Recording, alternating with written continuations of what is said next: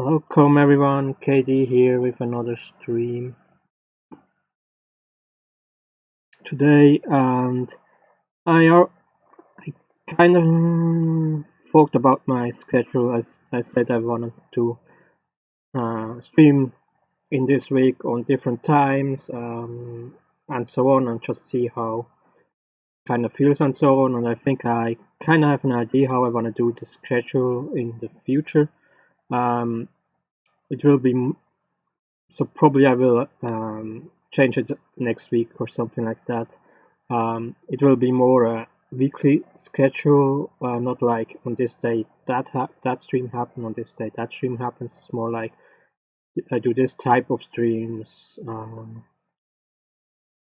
2 times in a week and things like that. The goal is to create to have almost every day something new that gets uploaded to my channel, so new content you can enjoy, use, or hopefully helpful content and so on. So it will be, that's why it's more flexible. It will be a little bit more flexible. I know it may be a little bit more difficult for you guys to say, then it's a stream and so on, but I still I will try to announce at least bigger streams, like this one should be a bigger stream. Bigger stream, I mean 2-3 hours plus streams, me mostly working on my project or doing something else, tutorial like, or explaining stuff and so on. These streams I will kind of announce in an event as early as possible, probably a day before. But it will be more flexible on which day it is and so on. So I probably would change this one here starting next week, something like that. I still have to kind of think about the details and so on. Yes, so if that's it, let's move on with the stream. Today we go back to Unreal Engine, and we go further with our setting up for our combat system, so we can simulate the 1 versus 1 battle. I know this is not the most interesting stuff for most of you, because it's very specific for my game, and there is a lot that gets into things here. But anyway, I kind of want to keep. I have to do this, so we can get to more interesting stuff. Let's say it like this. But maybe I will do something different in between. So before we really finish this, and then pick it up later on. So maybe working in Blender, creating another 3D model, or working out on my sandworm that needs to be finished, and so on. We will see. So a little bit recap what we did here. This is in the combat blueprint, and what happens here is we start an event, so a command, and what we do in here is we calculate the hit chance. How high is the chance that you hit the enemy, or do you miss him, and what on all the things that go in here. So the main number that goes in depending on the equipment you have and the ability you use, and then this main number that goes in will be modified by the attributes your player has and the attributes versus the attributes the enemy has. So if the enemy is stronger, this number will get lower. If the player is stronger, you will get the higher number here. Then we calculate if we have a critical hit, if we do more damage than normal. Here the same thing with a main number that comes in depending on the equipment and the attribute you have, the equipment and the ability you use, and then we have all the abilities. We go further. The first thing we calculate here is then how much more damage we do with a critical, if we do a critical, and then the last thing will be how much damage we do, and this is kind of depending on the hit point, on which point we hit the enemy, and there are different types of damage you can make. You can make damage to his health, damage to armor or equipment he uses, or you can damage his energy or stamina or however you want to call it, or you can, what's not in the game yet is you can, or what I just not put in it yet, that's coming a lot later, is kind of maybe you have a hit point where that leads to a side effect or anything like that. And the fourth one, so 1, 2, 3, 4, 5, the fifth one, sorry, is weakness. So some enemies have weak points, and on weak points you do again more damage. What I have to think about is if you hit the weak point, if the chance of doing a critical hit will also be higher. At least that's kind of recap what we did in the last 2 streams, very long streams, and yeah, it doesn't look like much, but we went really truthfully through. I went very truthfully through it. That's why I'm saying this is maybe not the most interesting thing to watch, what I do here. So now the problem we have now is kind of I just checked something, sorry, is that we didn't define now all these variables that come in here. We didn't define them at all. So first we what I do now is defining this number here. I actually did already the most part in the last stream, is the main number that comes in, and then later on we will go about the attributes, but will be a little bit more work. And we do this in here. This is a widget, and here right now it's just attack 1, attack 2, attack 3, attack 4, attack 5. It's the type of attack we use.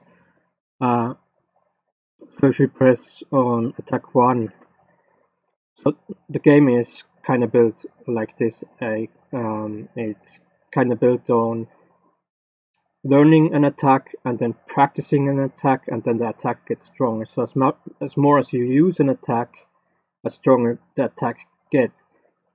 So that means if you select an attack, then there are different variables that come in depending on how much you use the attack before, how strong you are with this type of attack.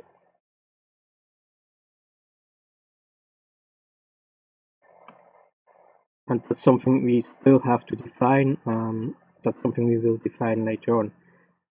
So here we see the player hit chance, and this will be calculated between. So Arwin is kind of.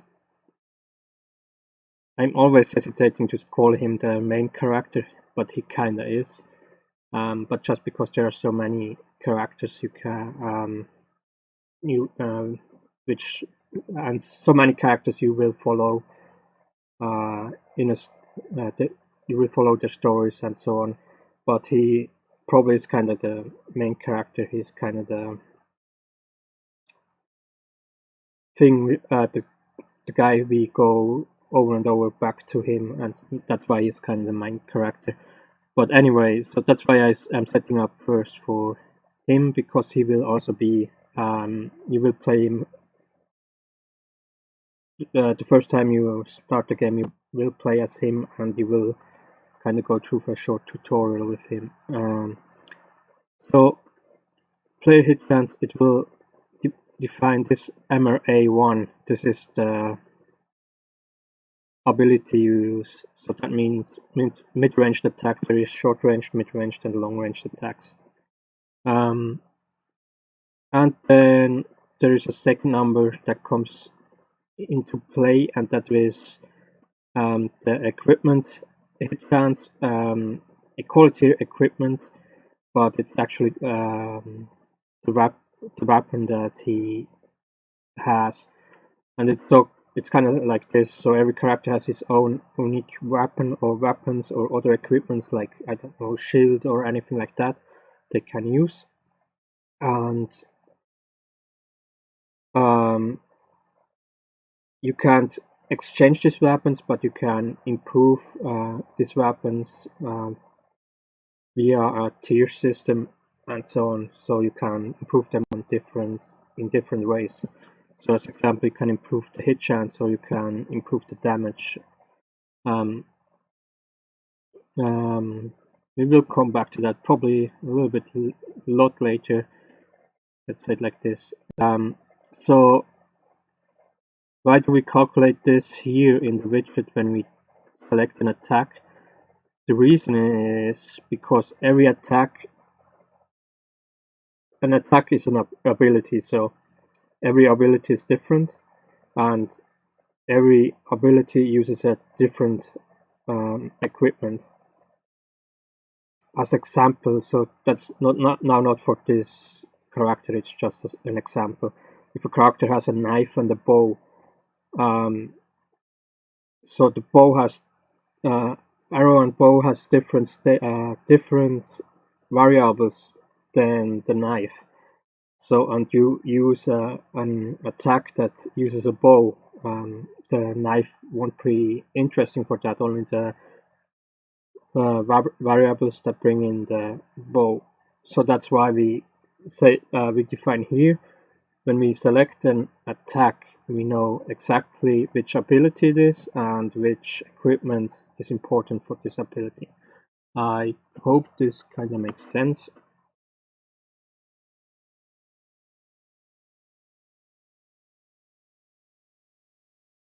And we already did most of it, so we did hit chance, critical chance. So let's start working and stop talking so much. I think that's enough for recapping now.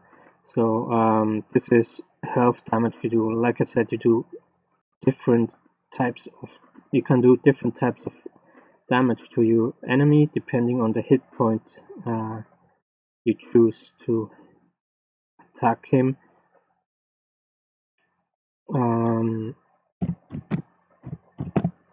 So that's equipment 1 of health damage bonus, and we add these two together and create our placeholder here. I know it's a little bit difficult to understand to this point, because we just see this our blueprint here.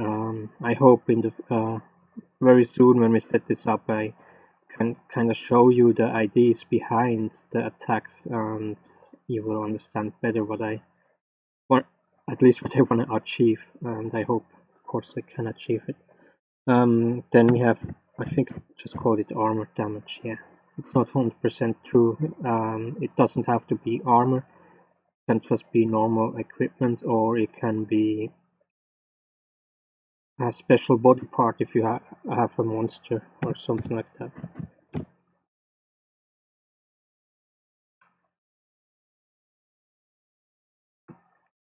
Okay, and with that,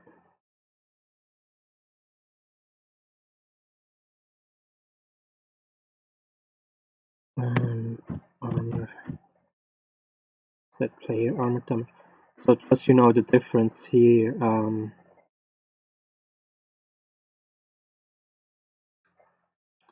These variables in here, the ones we get, these are the variables we saved. We have saved in our game. Of course, this variable can change when you improve your equipment. If you improve your abilities and so on, then this number will change. But even as soon as they change, we will save them. So these variables here, they come from the save file. I chose the wrong and the variable we set up here, this is coming from our combat blueprint, from this one here, and these are just actually placeholders because they vary all the time. Even after we selected an attack type, the player still can go back and choose another attack or even another character, and then we replace this number with a new combination of variables. So this number, the placeholder we want safe, but because it's easier to, instead of for every attack for every character to uh, change the whole event, the whole attack event, that would be too much. So we kind of use this placeholder number we can change all the time. We don't save for doing the final event, the final calculations. We just have to set it up as example in here.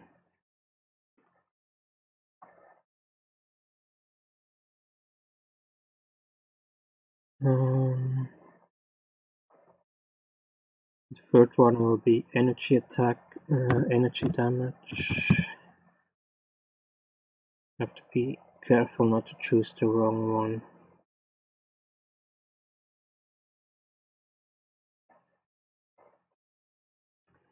Problem is the attack uses energy for your player, so it's kind of dealing energy damage and using energy is something different. So a damage bonus. If you label things correctly, it shouldn't be that difficult to find the differences. Come on.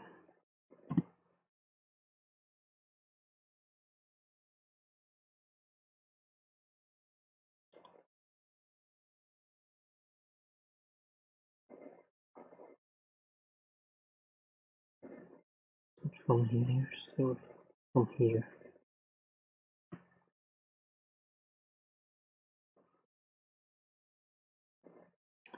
And that's player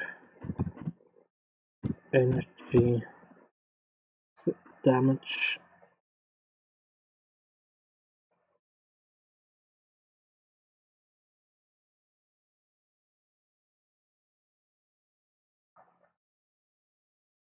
So that's all we have to do here for now.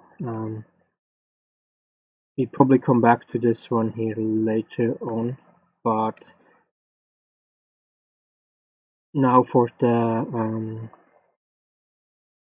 this event here, that's all we can do for now in here. Probably have to set a placeholder for the energy we use up and so on. The problem is why I can't do the final attack here and say how much damage we do here and how much energy we use up here and things like that. I can't do it here because at this point we didn't define yet which enemy we attack. I mean, there could be more than one enemy you have to face, and we didn't choose the hit points yet, and the player, up to the point he chooses an enemy, he still can back down and choose something else. So if we already will do the final event here, we will get kind of a problem because we already set up the damage and everything like that. So that's all we can do here for now. So like I said, we now set up all the main number that comes in, the main variable.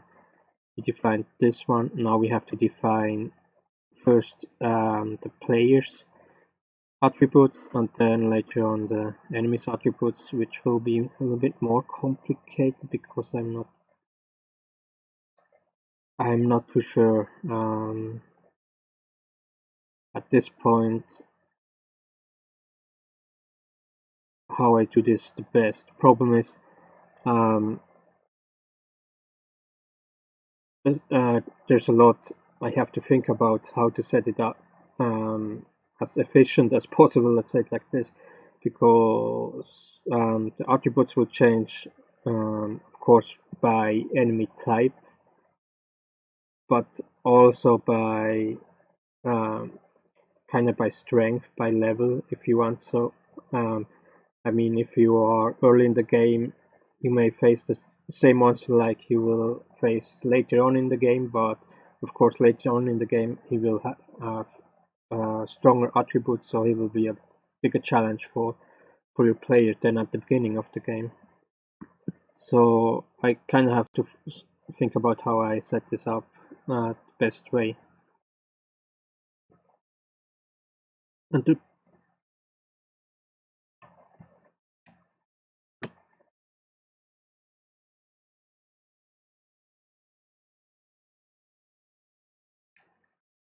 yeah,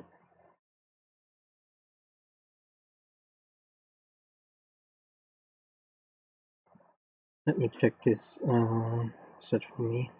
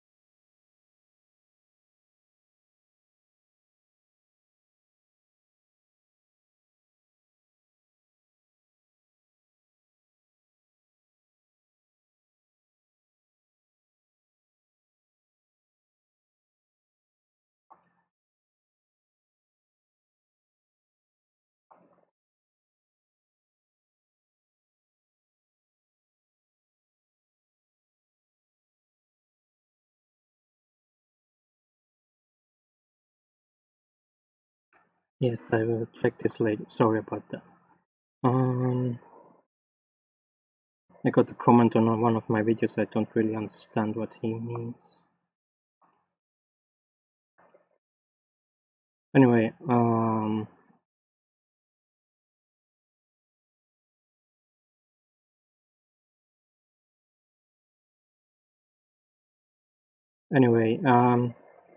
for to play characters, I already have a blueprint, character progression blueprint. I should find this.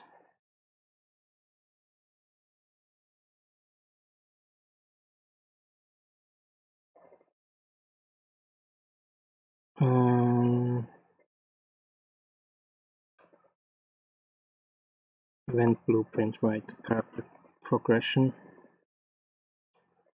And here we don't have a lot in yet. Yeah, here character level event. I'm not sure if we used this one here already. Let me check something else. This may take a moment. But this is an important blueprint and we need this in every level, to be honest. Sorry about that.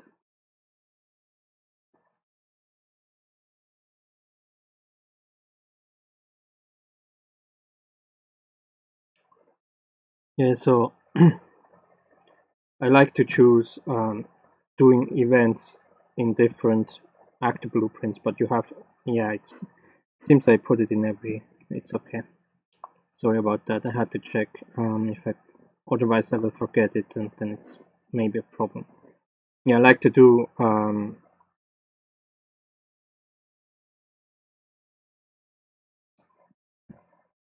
the different events in different active blueprints, However, the thing you have to remember if you do it with this with this way,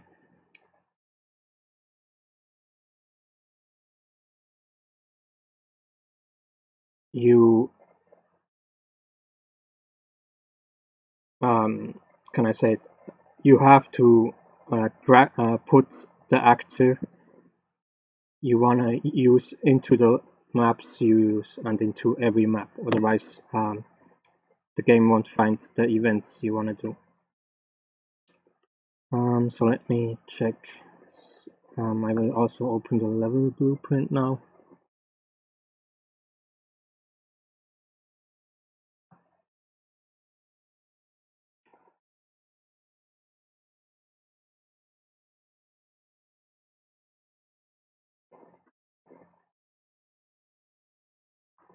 And I don't think we do this in the level blueprint. Let me see. This is spawning the actors. This is event begin play, so it's loading different things. Probably enemy level.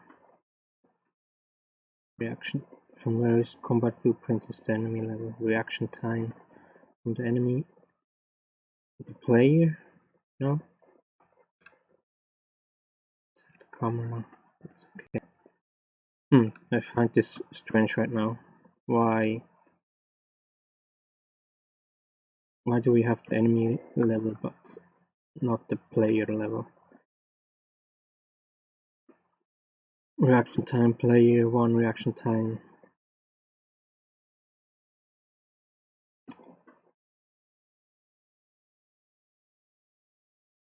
Yeah, that's only the reaction time.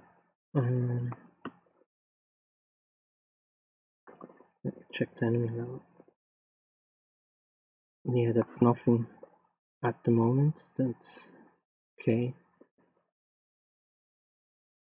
So I'm kinda confused. What if I use this event here already?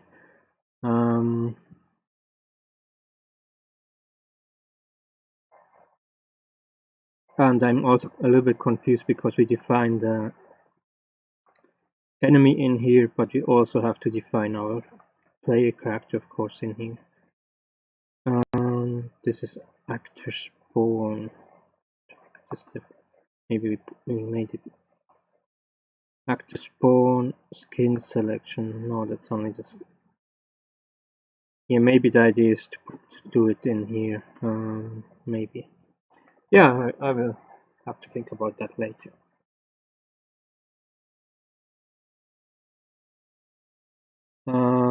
Let's move. I still have to find this one here. Huh? Sorry about that.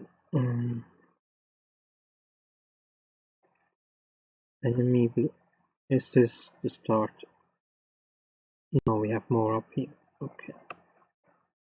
What's this one here? That's widget visibility. I don't think combat player 1. No. Enemy widget visibility reaction time.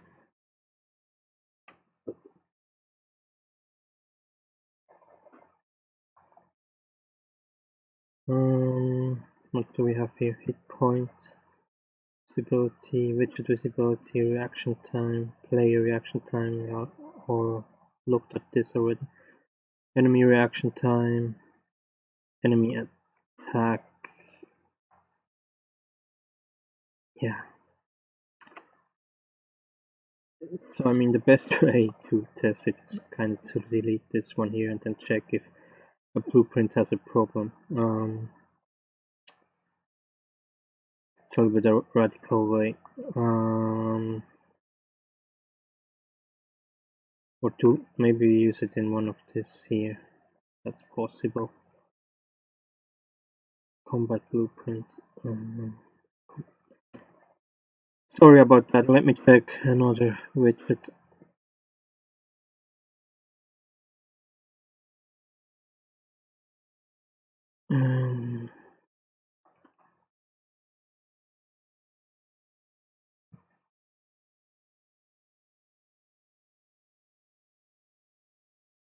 combat blueprint, combat player 1, combat blueprint, combat player 1, combat player 1, combat blueprint, same up here, combat blueprint, combat. Why do I have combat blueprint 2 times here? Whatever. A little bit, yeah, that's not so beautiful here.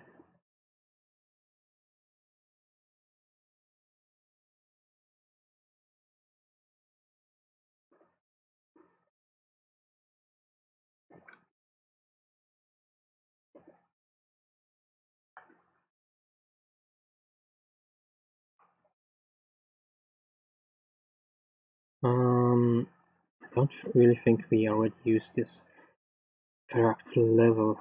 I also don't think we.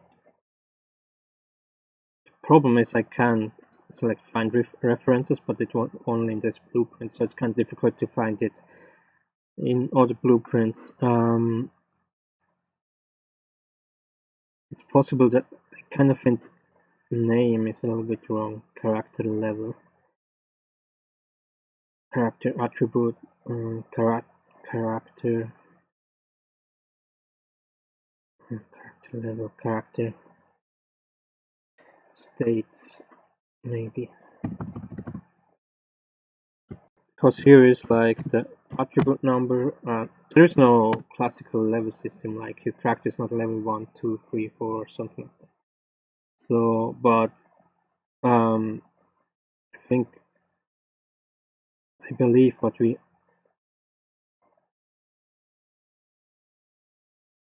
the question is, will I use this?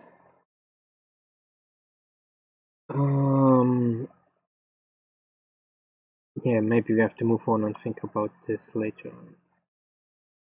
Maybe I should delete this actor to see if it has any effect on another blueprint. Yeah, I mean the question is what I would have put in here is kind of for an event that calculates everything for every character. That means we will put in here a reference to other events and then separately calculate things we need, the attributes, the ability levels for specific characters, and then we put all the events in here. The question is, when do I need this one here? Maybe when we load the level, load the map or something like that.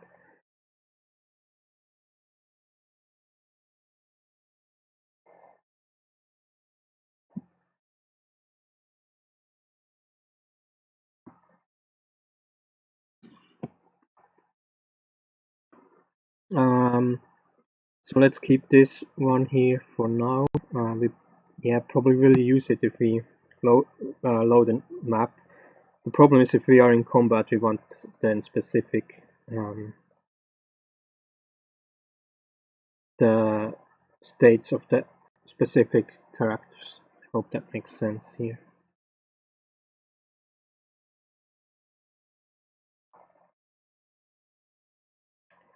So we will create a new event, so we kind of have to move on.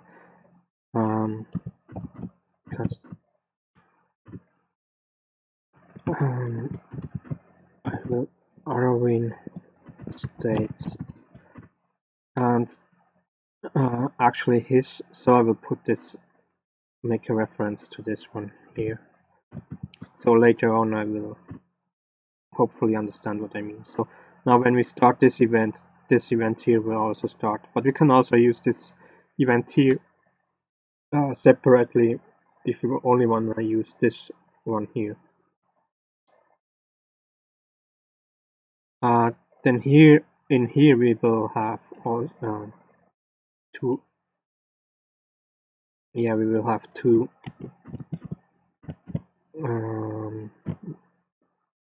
Sorry, custom event, of course. We will have two custom events.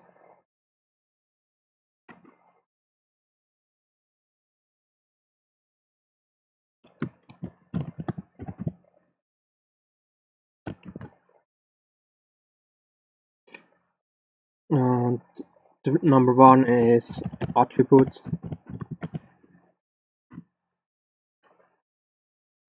this will define the attributes. So kinda we have a standard attribute for our character, or should I? Or we have a attribute that is defined by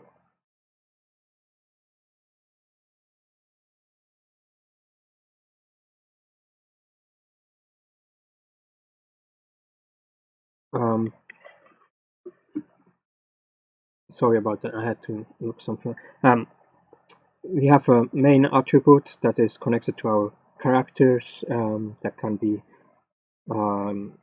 improved through playing the game for the player, of course, and so on, improved in different ways. So this is kind of the attribute level the character is at this moment. Now, additional to that, we will have bonus attributes that come from equipment, accessoires, and things like that, or or maybe items and so on that boost the character and so on. And we want to calculate this here.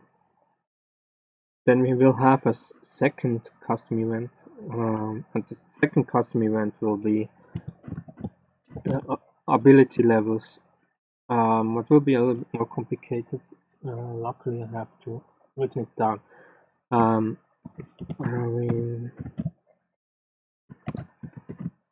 Ability level.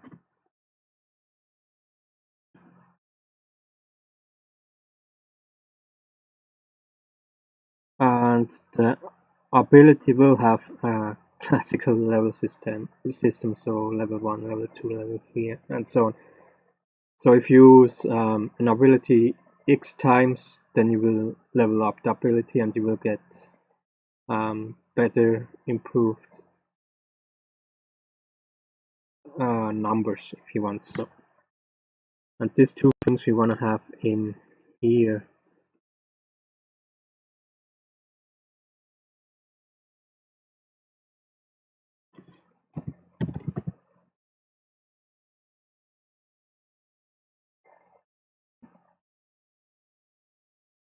So we kind of want to start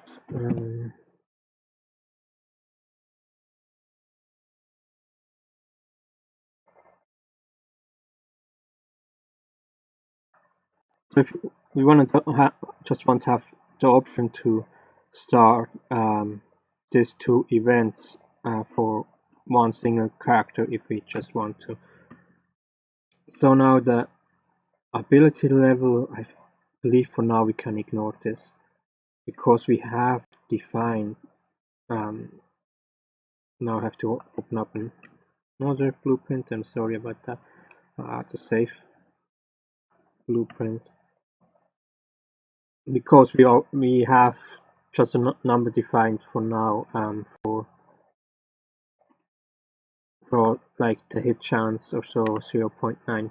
That means 90% of hit chance, and it's quite high for the reason for testing. So for testing, we kind of want first work with the fixed numbers, and then we think about being more flexible with the numbers, like the numbers can change with the level and so on. I hope that makes sense. Anyway.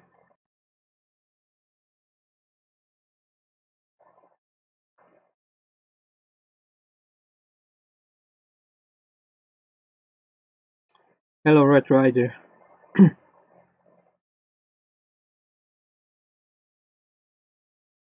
Sorry, I just saw your message right now.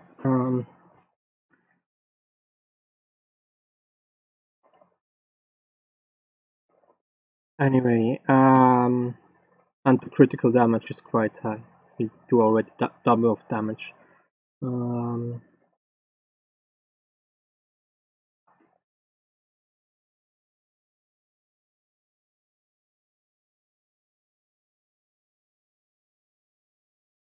So let's move on. So also the attribute numbers could be, can we set them up already? Because we don't really have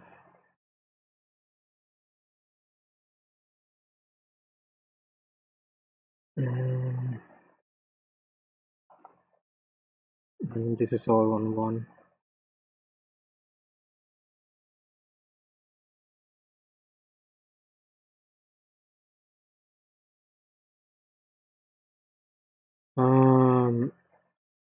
I'm sorry, I'm kind of thinking about how much sense this makes to.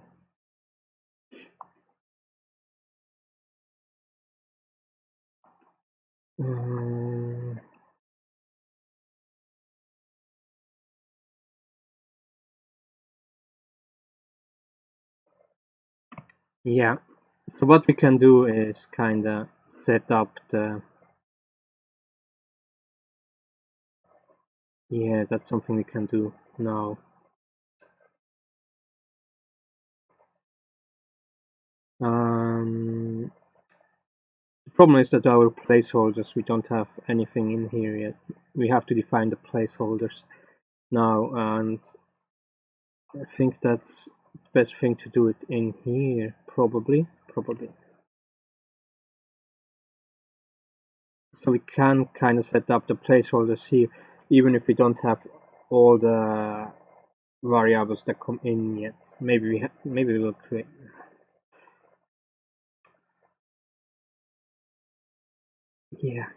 Yeah, let's do this. Yeah, let's forget about the equipment accessoire and all that thing for now.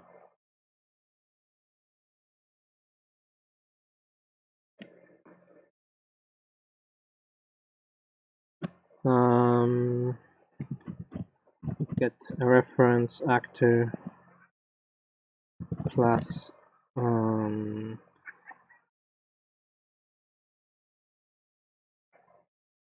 I get distracted by my cat. I'm sorry. I don't know if you hear him.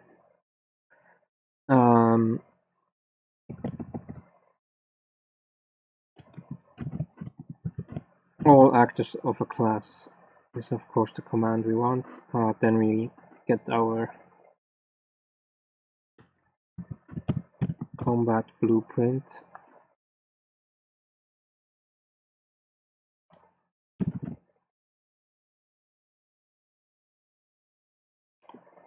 We get the copy. Then we also have to get a reference to our save file. All actors of class. So the save file is already referenced in our save and load actor, so we get this one here. And then we get our save to slot blueprint, and from here we can now get all our variables that we have saved in the save blueprint.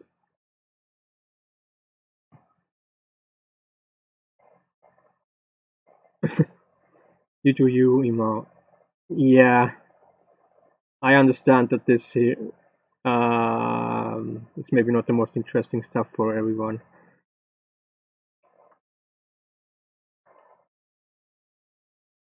I'm sorry, Red Rider.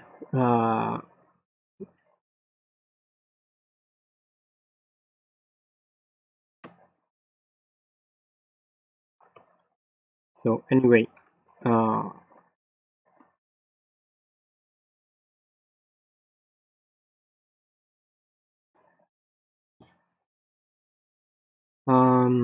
now we get here from combat blueprint our placeholder variables. Yeah, I'm just thinking maybe I have to really do this thing, some of these things outside of the stream, because we have 27 attributes that we now have to set up. But maybe I can give you an idea what I want to do here. So let's just take our player strength attribute. This is a placeholder here with a 0 value. With it has 0 in it, no number. Now here we want to define the number, and the number will be defined by.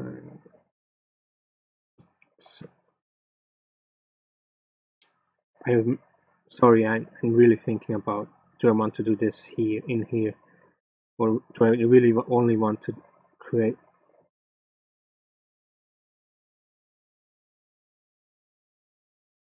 or do I want to do this in a separate event? Anyway, the idea is then take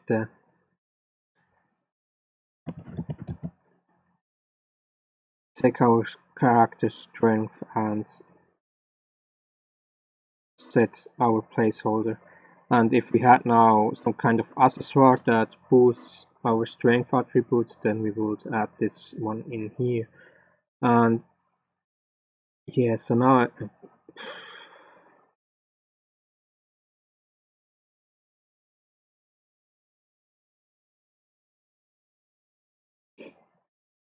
hmm.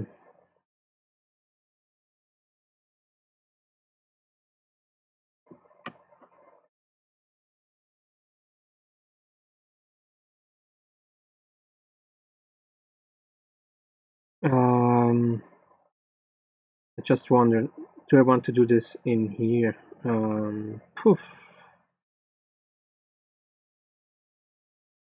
It's actually a good because if I do this for every character, then we just replace the placeholder over and over again.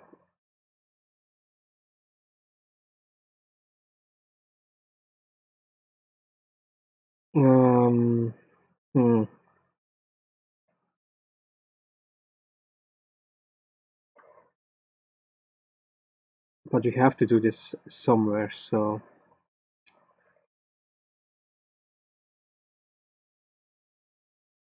yeah, I wonder.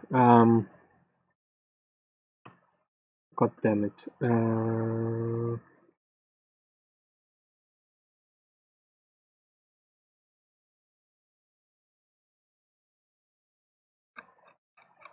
Let me think this through here.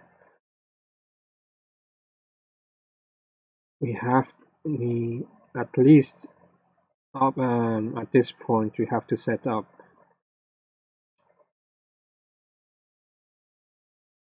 all the placeholders. But I for sure don't want to do it in here, otherwise I have to set this up for every single attack.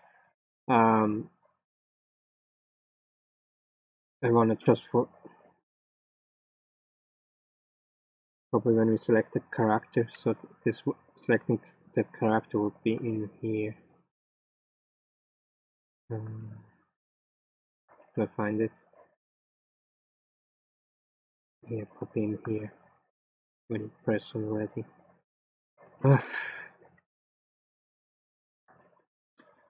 It's kind of hard. How far do I want to go if I just want to test everything out? I have to set up everything, then this whole thing will take quite a while.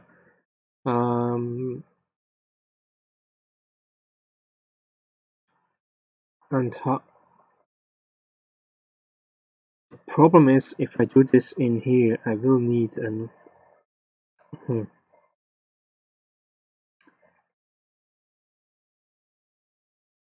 you know what? This here I will add here another event, and the attribute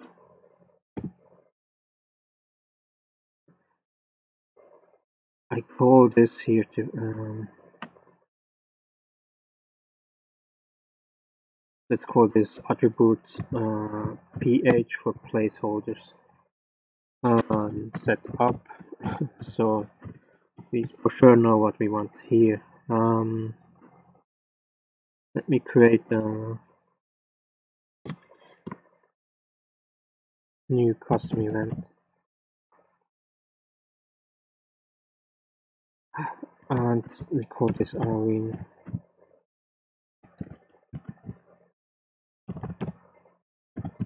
attributes. Maybe you have to call this different. Anyway,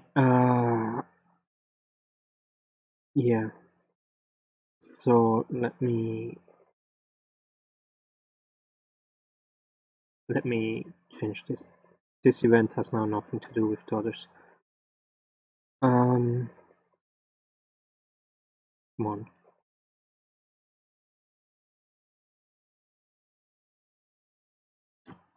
Or do it, you know what? This will be player neutral, so I have to do it a little bit more complicated, but that's okay. I think that's better. This one here is setting up how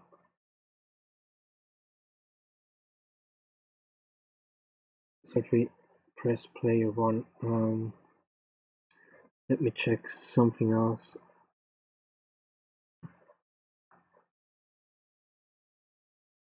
The whole thing gets so fucking complicated I confuse myself with it. That's not very good. Ready, pause, player position 1. What's the player position? That's okay. However,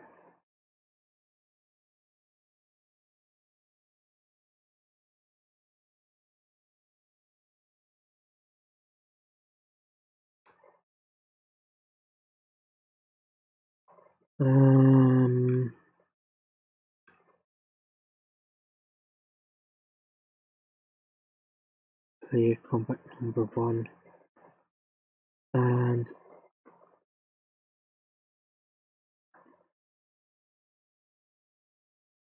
okay, I probably have to do it 3 times, to be honest, because we have 3 players in one in the combat.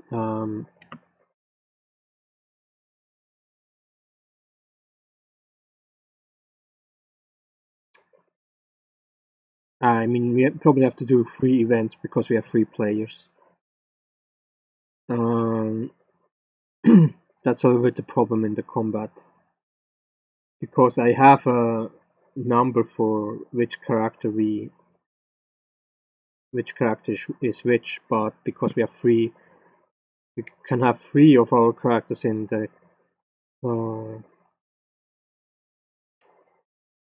or yeah, in the combat we kinda need all 3. Do we?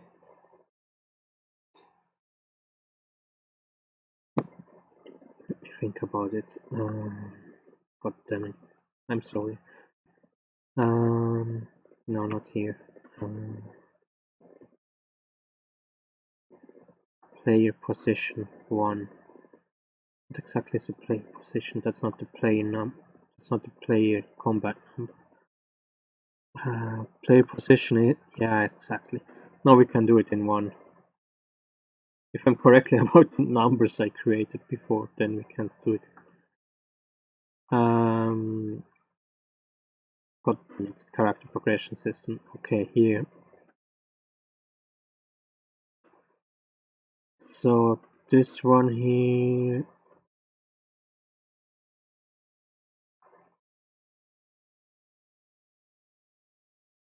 Do I want? Yes, now. Oof. Okay, so here we can for sure take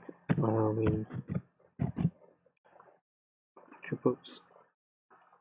Yeah, probably we need to create a new variable in here, which we will then use here. So what?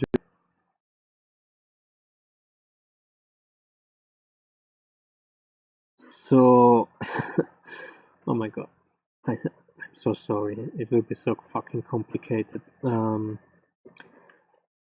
one has any idea anymore what I'm doing here, not even me.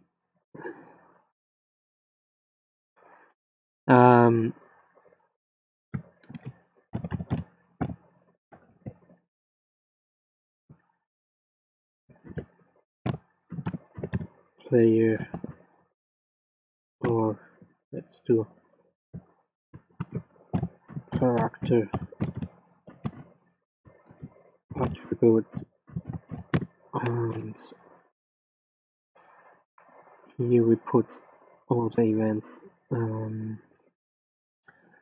that calculates attributes for our characters.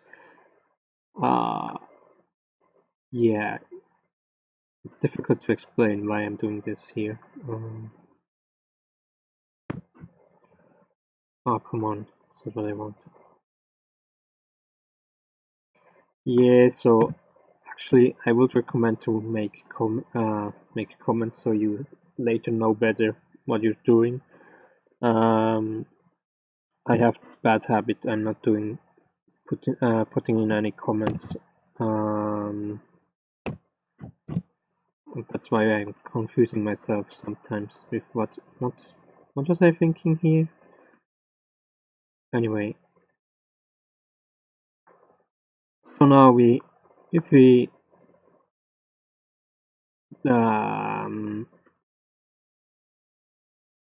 wanna, can I say, define the placeholder, we will start our character attribute event. In this event, we will calculate all the attributes for our character for specific characters. So we have now only one character, but if I will also put then for second, the third character, and so on, all the events in there. So I'm just doing this so in this event, so this event won't be too long, because otherwise I have to add the whole event over and over and over again in here. So now I have everything in one event, and if I need this for something else, I can just choose this event here.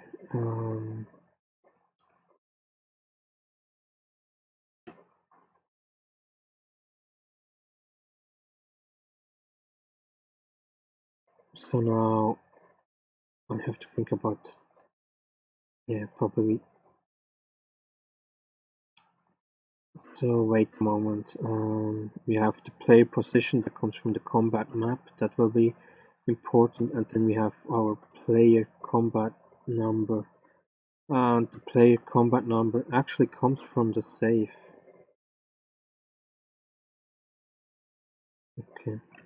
Do I need this in the save? That's the other question. Yeah, probably. I mean, if we want to set up the party and saying who is which character is in which position, yeah, so probably makes sense to put this in the save, because we don't define this in the combat itself. We define this in the world map, in the menus, and so on. So sadly we need this one here, but we don't need this one here. The reason is because we want to define here on the attributes how high this number is,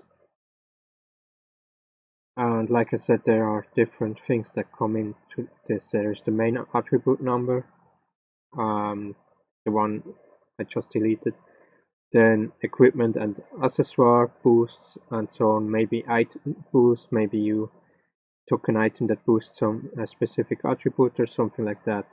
So all these things will be calculated in here, and then we will build here actually placeholders for our attributes.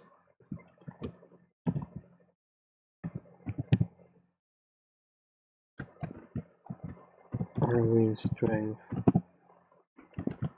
pH, and this will be integer, and this one here we will then define in here, and I created this one here, so And here is our player strength placeholder that comes from the combat map. This will be our final number we will need. And god damn it.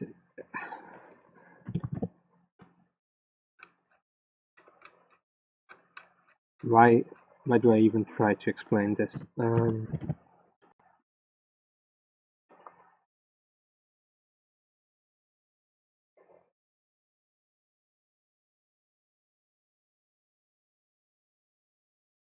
Then we get this one here. This will be defined by position, player position number.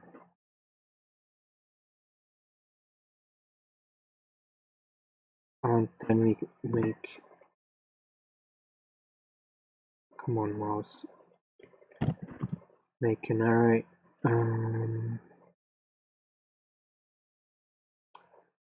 So play position number 1, so okay, so 0, I leave 0 open. We need something for testing or so. So we have three positions. And let me move this back when my mouse will help me a little bit here. And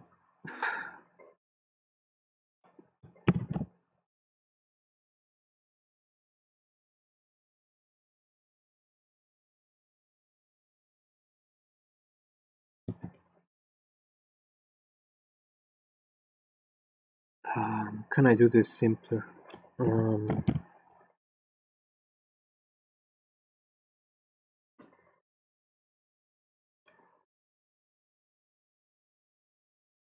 You know, forget this. This is too complicated, too annoying. I can do this make this easier, I guess.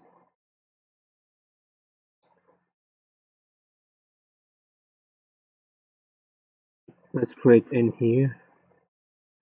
I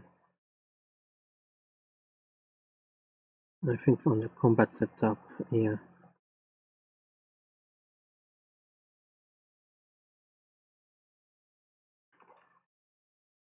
Duplicate character number placeholder. Let's compile this.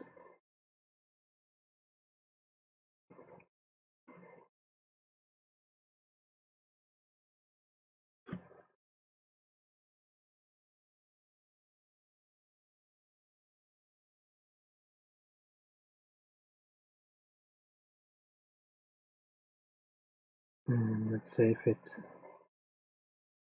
Now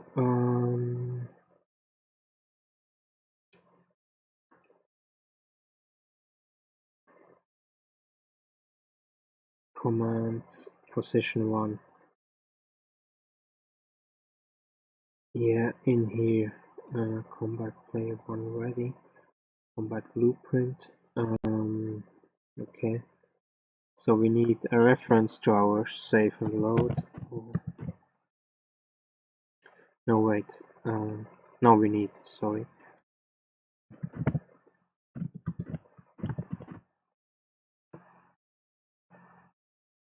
Get all actors of a class.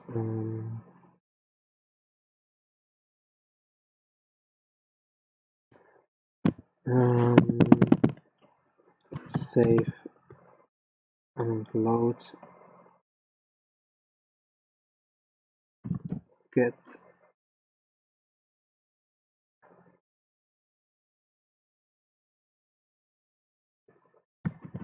save slot. Push this a little bit up. And from here we get our player 1 or combat 1, and we set our placeholder with that.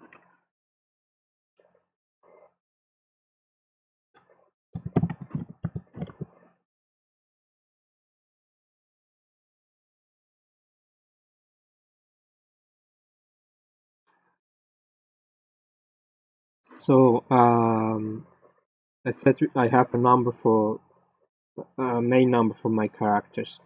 So like 1 is Arwin, 2 will be someone else, and so on. So we can set our party with 3 characters can be in our party. So position 1, position 2, position 3. So we select Arwin as our in position 1 as our character, and that's this one here, player combat 1 number. So we will the number. So we will select Arwin in here. So this variable will be 1 for Arwin, and this widget we use here. This widget will only be used by position number 1 in combat. Position 2 will have a different widget that we use. So because of that, when we ready this player up and wanna use this player,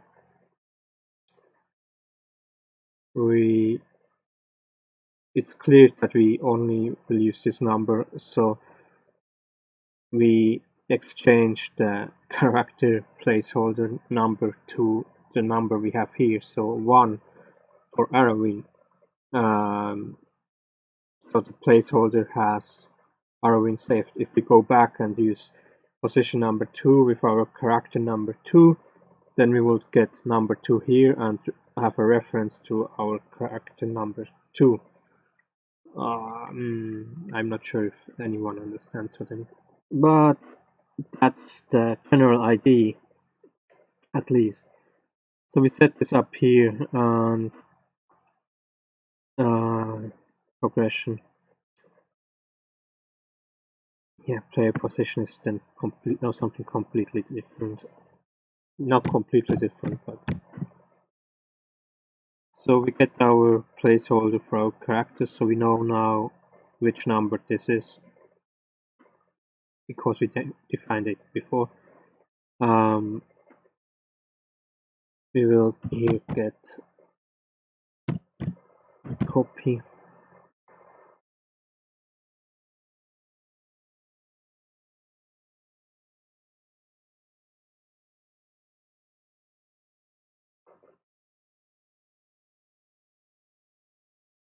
Make an array in here. So now we have numbers, and we can define these numbers, and we will then only get the number we have saved here in our placeholder. So for 1, so 0 will be nothing. Like I said, I will keep this open if I need something for testing or anything like that. Then our first character will be Arwin. So we kind of made this Arwin strength placeholder. We will calculate, come on, later on, will be here. And now our character 2 will also have a placeholder, and so on. And with that we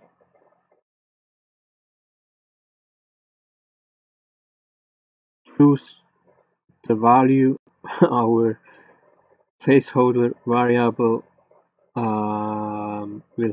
we will then use in our attack event. Oh my god, can someone follow this? Oh,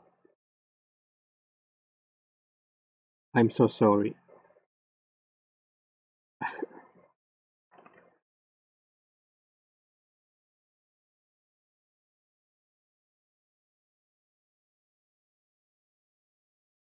It's on leaving out comments.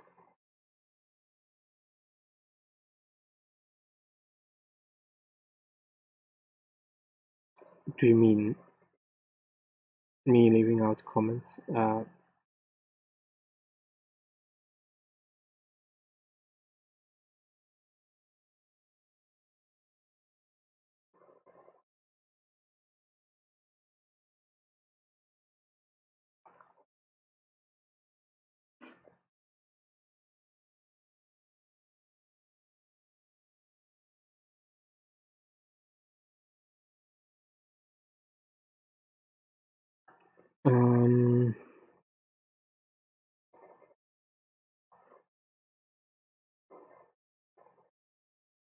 Yes, that's kind of the general idea. Now you have to do this for 27 attributes. Great. Anyway, I think we have in here we will set this number.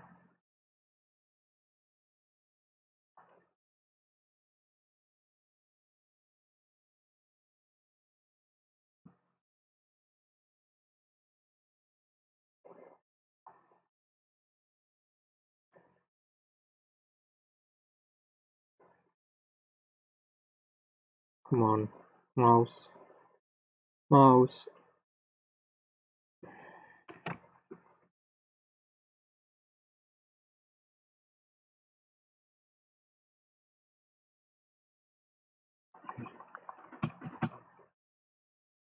I need a new mouse. I should have wished for a new mouse for Christmas or something like that.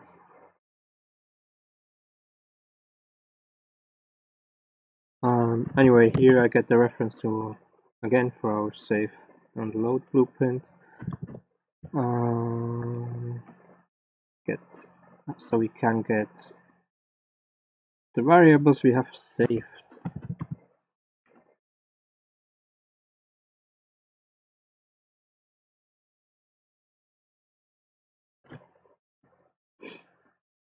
So now I think I just set it up for now for 1, and I probably will do the rest outside of the stream,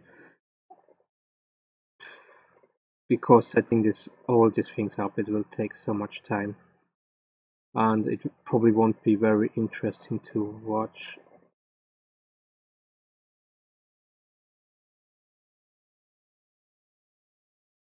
Anyway,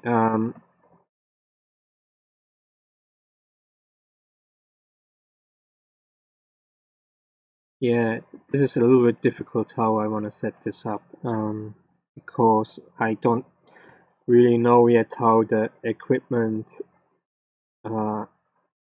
exactly will work for characters, because I don't have really set up a variable for what.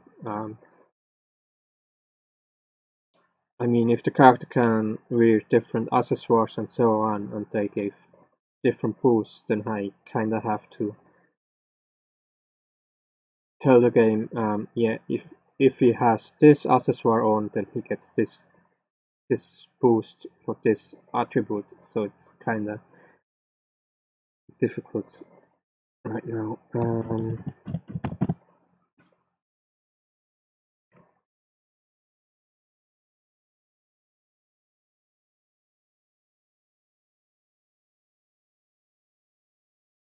I'm not exactly keen on explaining most things I do, so naturally I tend to leave comments out until the end, like an idiot, of course. Okay, now get it. Yeah.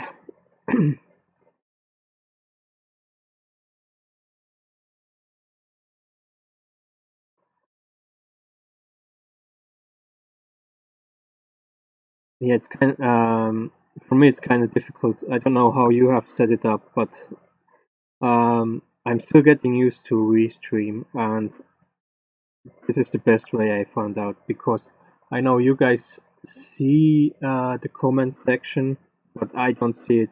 I have a phone with the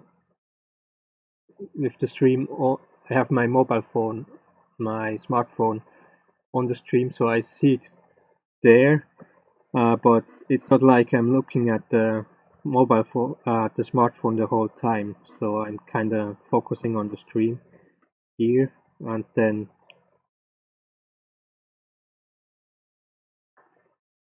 I'm always worried I miss comments, because not too many comments come in, to be honest. So, but I kind of want, of course, to comment if someone has something to say. Anyway,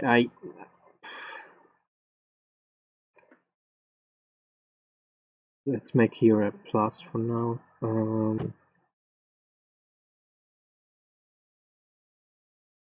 Let's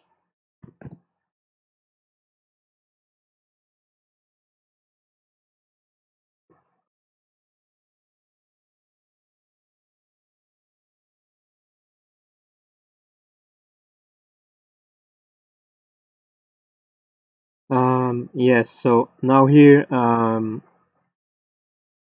I think I have to do it like this for now.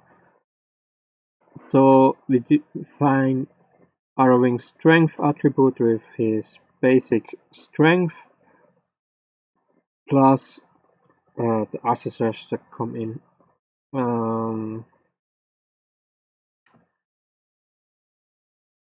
Plus the accessories he may get boost from, or other equipment he may get boost from here. And this is probably a number we have to define later, and this is probably not that easy because, like I said, we have to know which accessoire gives which boosts. So this probably won't be just another variable, this will be a little bit more complicated. But anyway, that's the general idea. Then with that we set up the placeholder in here, and then we use the placeholder to set up this placeholder. Oh my god. Is that really necessary? Do I need this placeholder? Yeah, you probably have to. Yeah, because we need this this number separated. That's important. We can't have everything in one.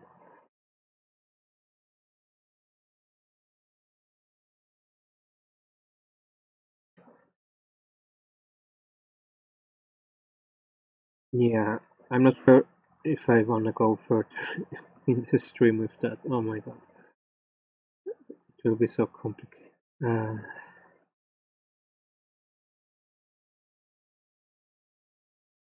So we don't even need this one here, right? I'm pretty sure we probably need it and I just forget something. Anyway.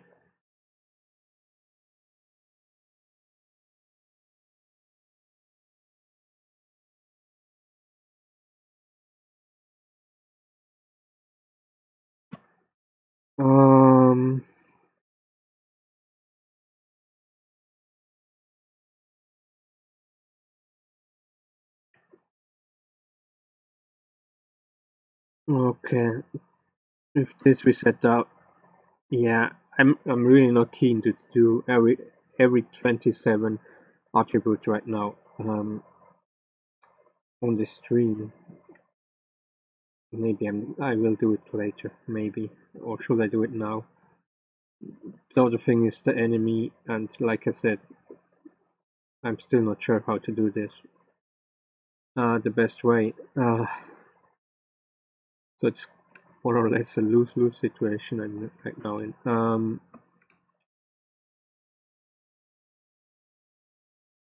Maybe to mix it up a little bit, I can go.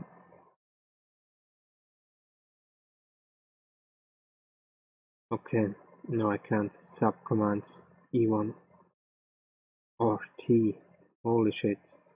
What's E1 RT? What I'm doing here?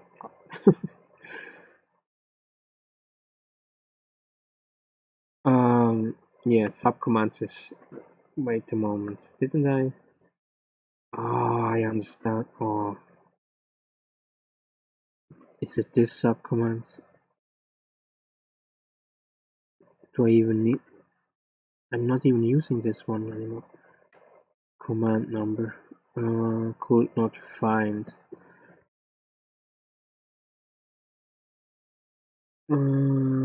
Arwin A1. What's the different command number?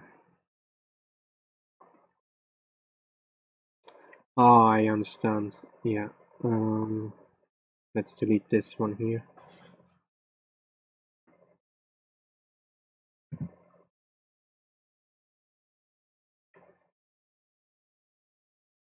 Yeah,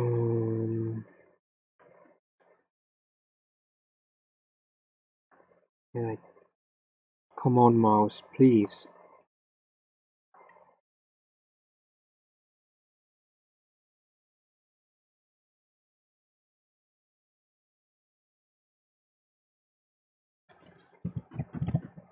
So I fetched last time from where the command number comes. So now I have to find out what exactly is ue4 RT. Oh. I deleted too much. Oh, stupid me. ue4 RT. ue4 is probably the enemy one. What's RT? Reaction time? Yeah, reaction time probably.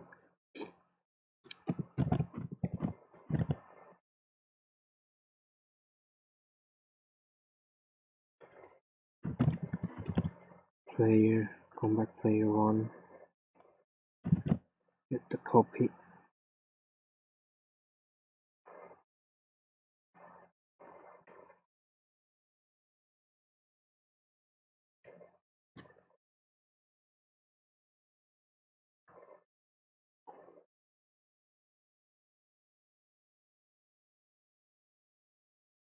Now it's fine here. So now I have to find enemy combat, enemy reaction time. Probably a similar problem, to be honest. Yeah, command number.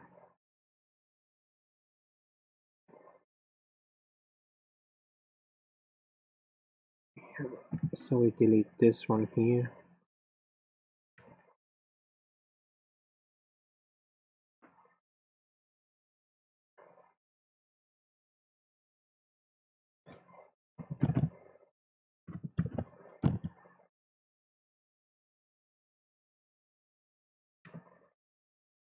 But why do we have one moment?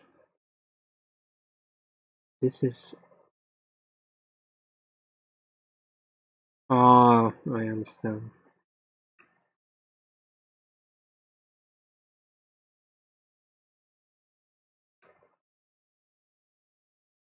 I understand.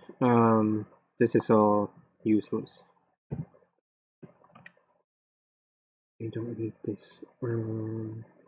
That was just a copy-paste problem, so we had too much information here.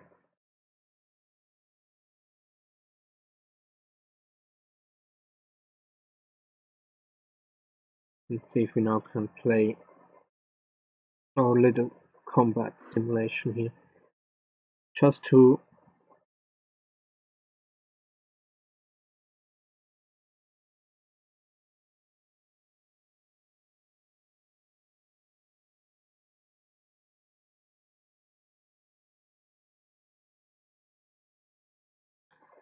have something different than the blueprints. So we're waiting for our player to get ready.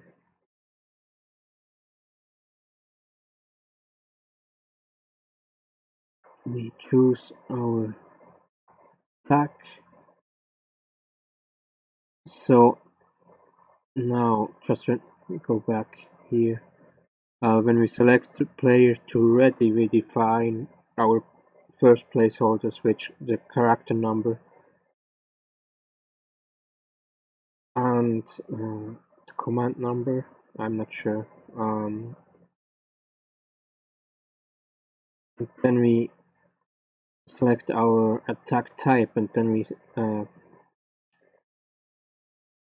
we do every other placeholders for our attack, more or less. But at this point we still can go back and choose another character or anything like that. But as soon as we choose the enemy, we come here and then we can select our hit points. And when we select the hit point have an attack. So now nothing happens here, because that's exactly the thing we actually wanted to set up. Now the enemy is attacking. At least that is the general idea of everything. Looks pretty easy here. It's a little bit more complicated when you have to set up everything.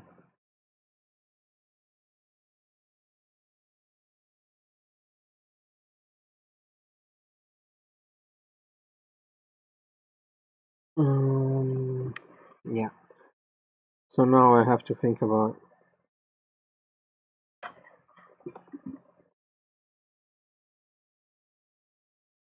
what exactly do we want to...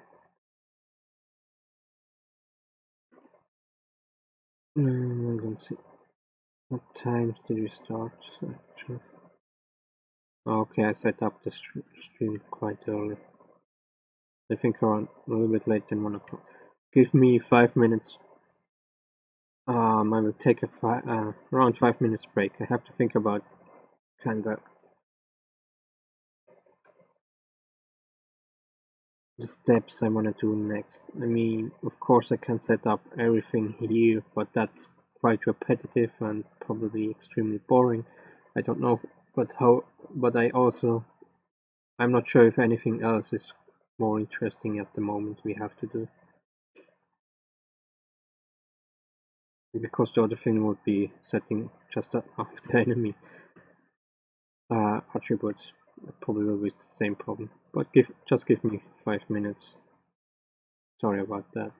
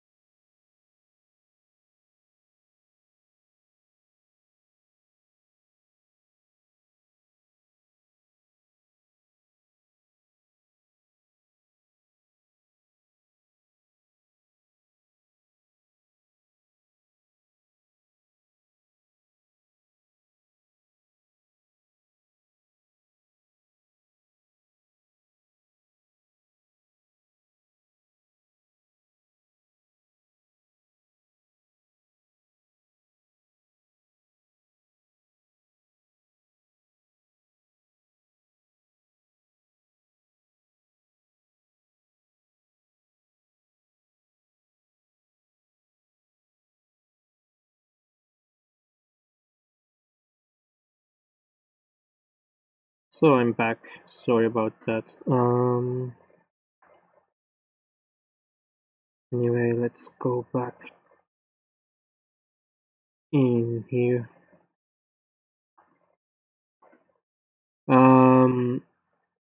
Yeah. Anyway, so like I said, if we set up now, all the placeholders here, that will be very,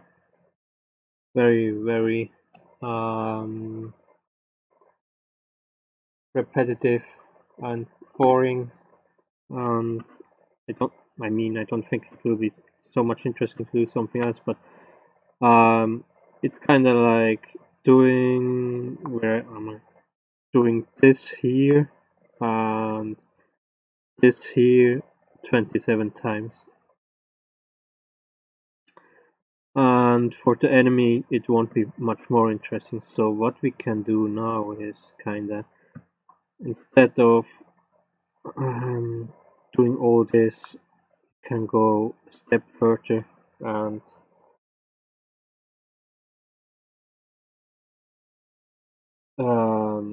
define the result of all the things we do here before. So instead of taking a step back and defining all the placeholders, we can go a step further, and yeah, that's one thing we can do now.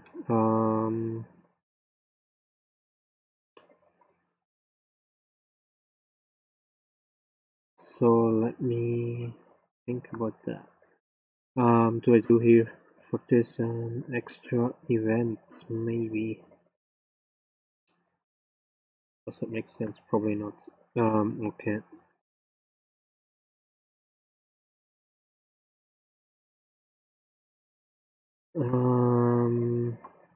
Yeah. Okay. So we define miss or hit, no. We define critical, yes or no. How much critical is, and then here the damage. Do you want to do an extra event for this here?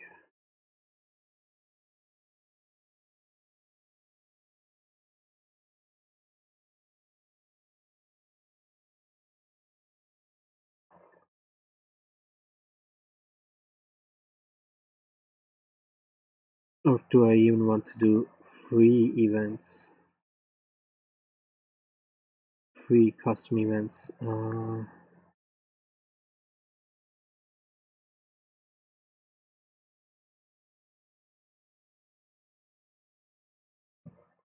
No.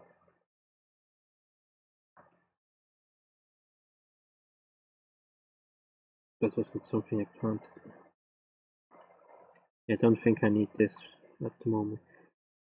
Yeah, probably it's better to do separate events for that. Let me move this down a little bit so we have things together. So let me add here, up here.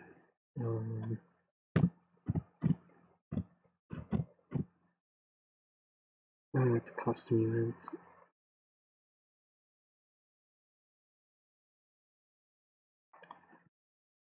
Let me check one thing. How it's hit point type. Okay. I don't think I have to define this. Okay. Then I call this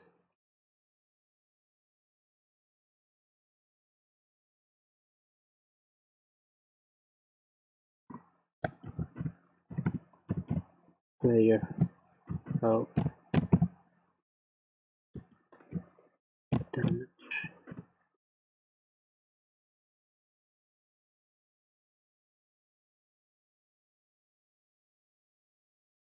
Or enemy health damage. I think that's then confusing. Let's keep this with player, everything the player does. Even if the enemy takes damage. I hope this is.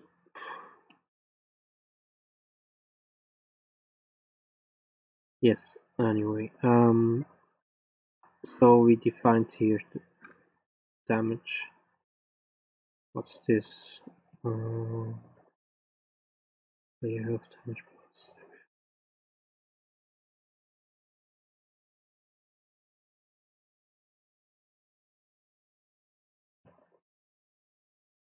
Enemy attribute, let me see.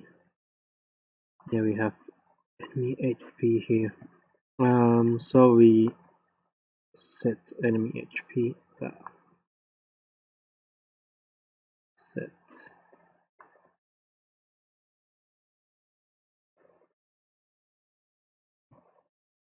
and player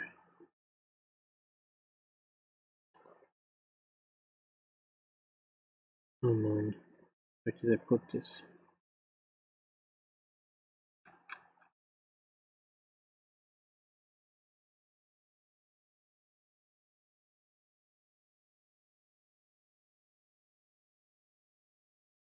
No, it's not in here. Attack arguments, miss, hit, no. In here, huh? Player health damage. Is it? Am I still correct here? Yeah, player health damage. So the enemy health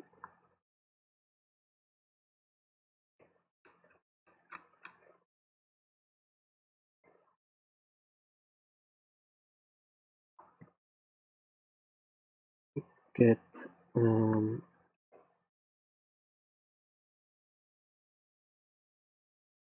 on. We take the enemy health and we distract the player damage we calculated before. Like I said, we don't calculate it right now because we didn't set up everything.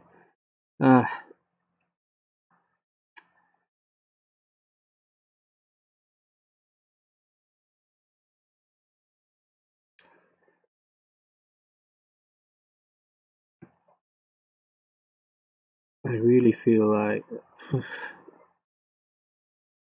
yeah, let's move on a little bit longer for today. I just really feel like I have to set these things up outside of the stream, and then we can go further with that as soon as it is set up. Then hopefully everything makes more sense, or probably less sense because it's even more complicated. Anyway, so that's the main thing we want to do here is to set the enemy health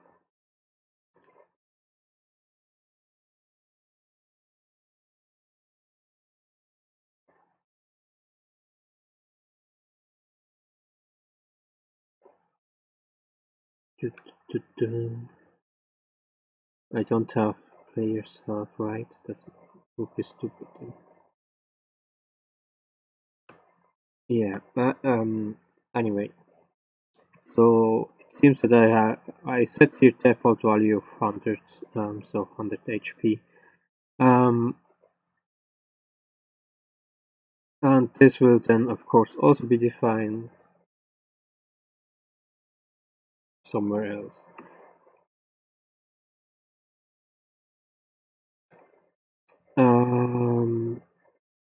So I kind of wanna.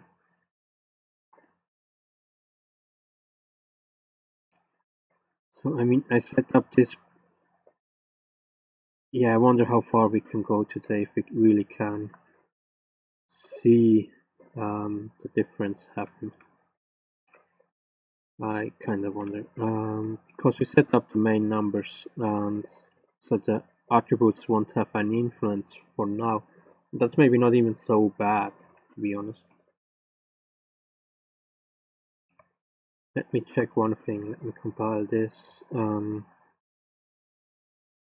It's maybe even okay for the beginning to simulate an attack with very fixed numbers.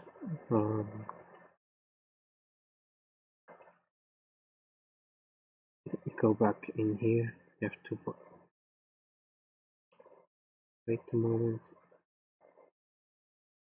So by the way, don't worry, that's not how the game will look in the end. Mid-range attack. Yeah, I have attack 1.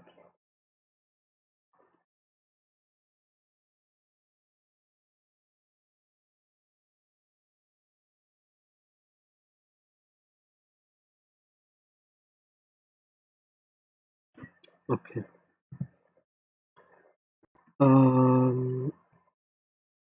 Yes.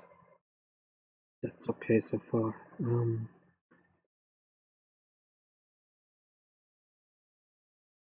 Let me check if it already works when we put in here.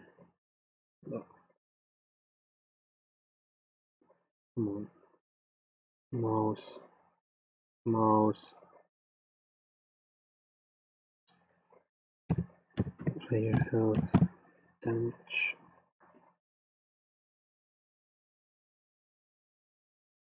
Put this one in here. If maybe it already works.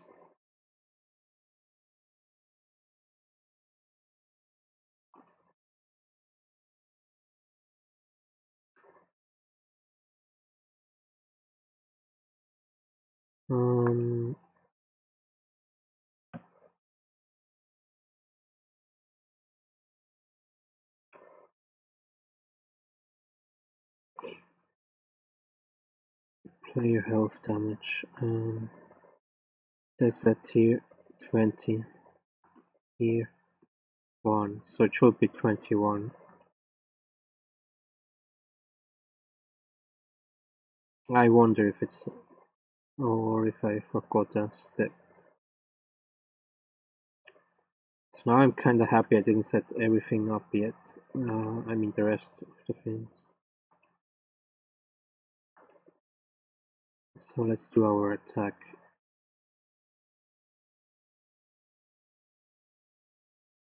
No, it didn't work. Let me check the widgets. Combat, enemy, hit points.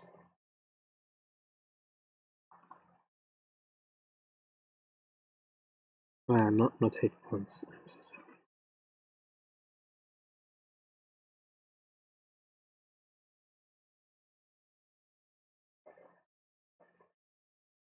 States.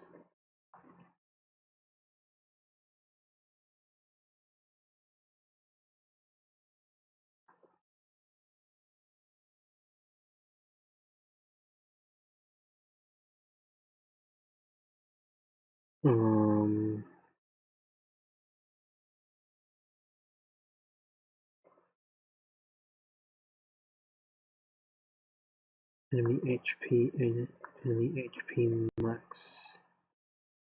So here is everything set up correctly.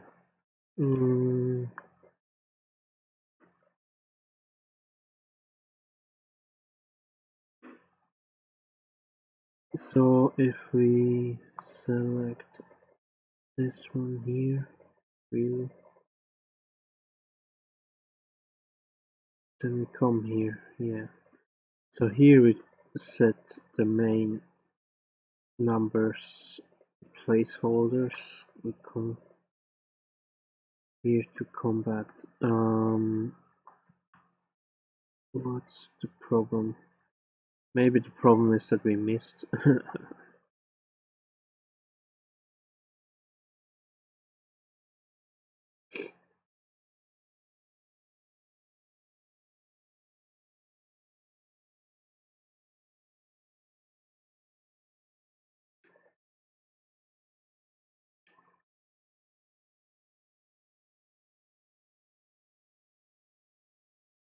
And I think it should work. Do we even start this event here? No, of course not. It can't work. Enemy state, no. And I still need to Yeah, that's now a little bit the problem.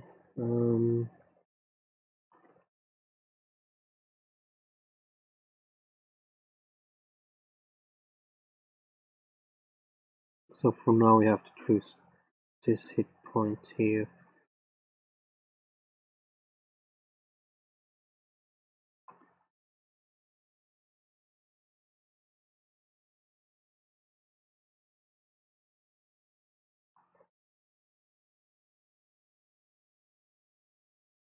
So right now we only do the camera.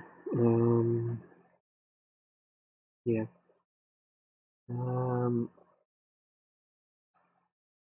What's the best way to do it?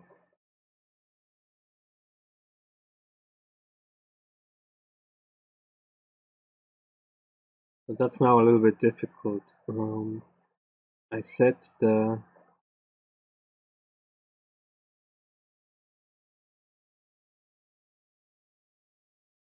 okay, I see.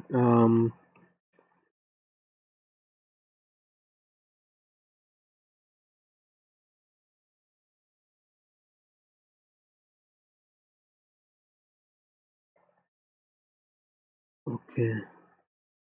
So what I will do here is I will go here, combat blueprint, and shit.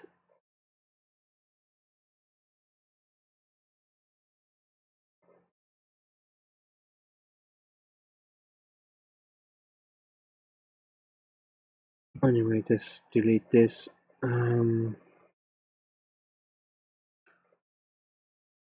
Probably this things here I can't do. I have to do in another.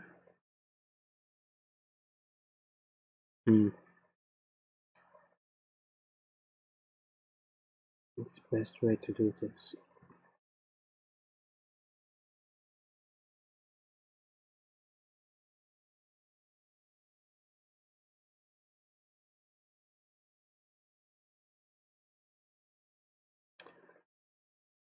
I need another number, another variable. Seems. A variable I define here in here.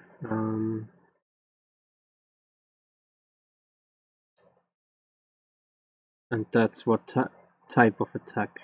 Or do I have that already? Seems something I could have said. You have the command number.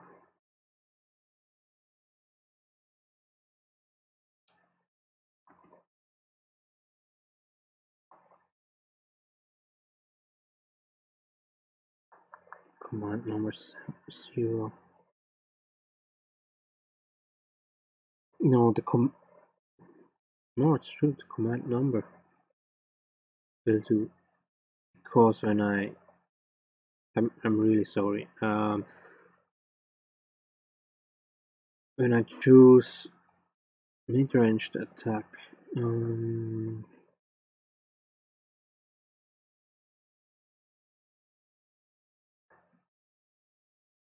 then we set the number to 2. If we use short-range attack, we set the number to 1. Okay, perfect. So we do here extra event.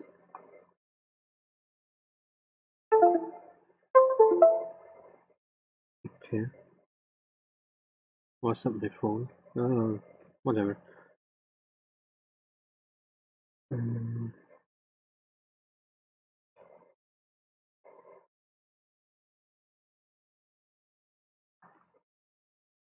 Right,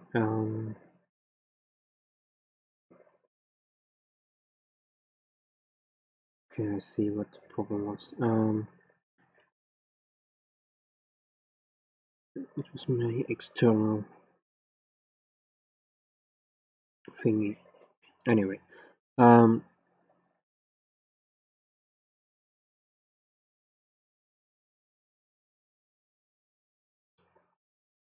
okay, where was I? Custom.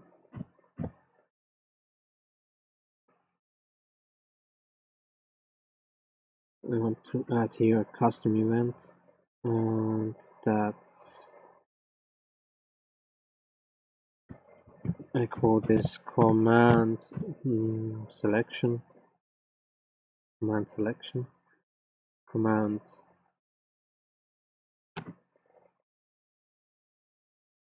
This one here is, I only call this MRA, okay. Command selection, something like that.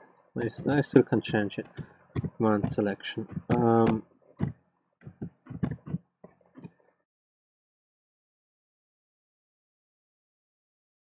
So if it's now the command number,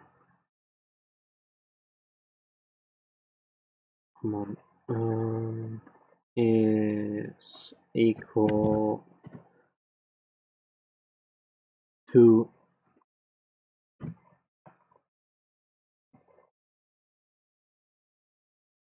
here branch.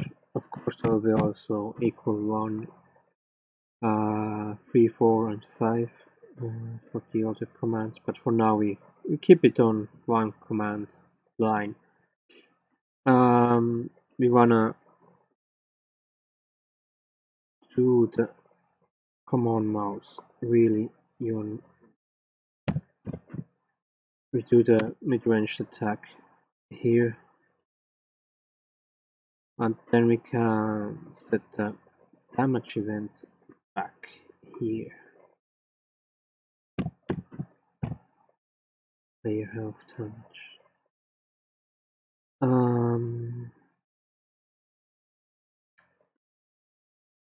Also, this one here will use this event. So our test dummy hit point, we go a little bit. Wait, we need this one here. The camera we can do later. So here we will set two things. We will set the hit point type. For now, for this time, we will keep it for 0. Actually, it's not 0, it's 3 or 4, to be honest. 0 would be the red one. But it doesn't matter right now. Let's keep it 0. So, and then what we do is we start the event. The command selection event,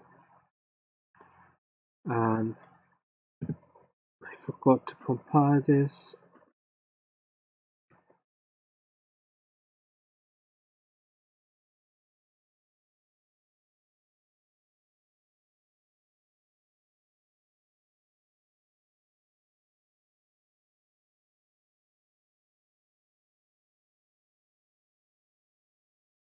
And now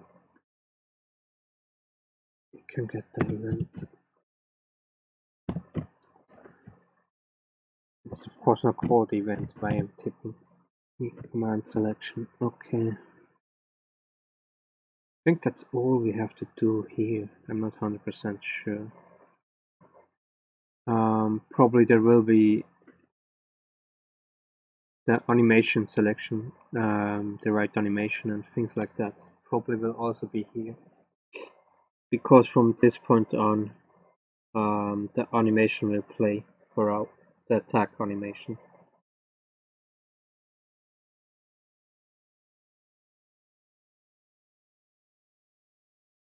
So let's try it out. Let's see if we get the change.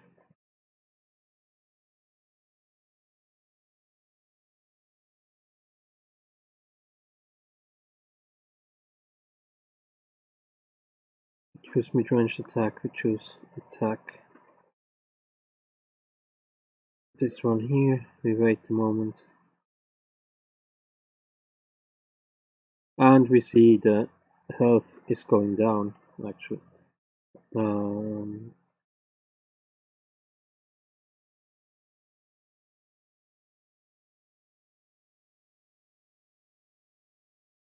Let's give him another hit. So that's at least a success, let's say, like this.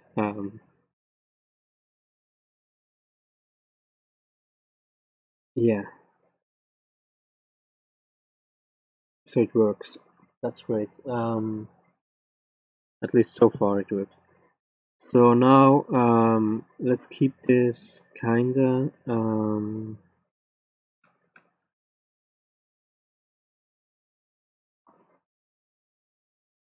I probably have to do then more than 3 hit points. This one is armor. Then we need a fourth one that will be an energy. And then maybe a fifth one that will be a side effect. Yeah, side effect is it's going too far with side effects for now.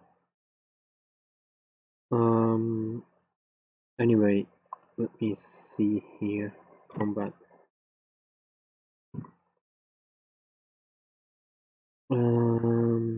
Which number? 3, right? 3, no 2 because we start with 0.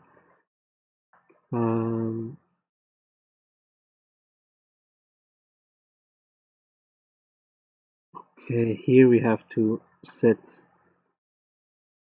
how much is the weakness.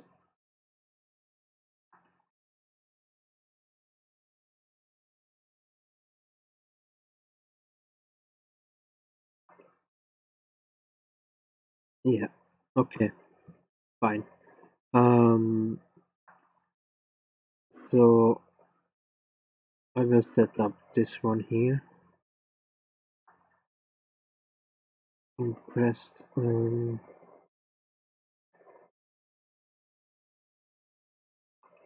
Okay, thank you. And here I will just copy paste this command here. We can just take this one over.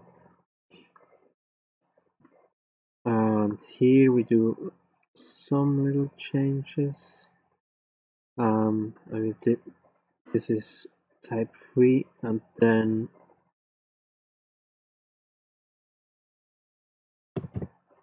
weakness set hit point weakness bonus.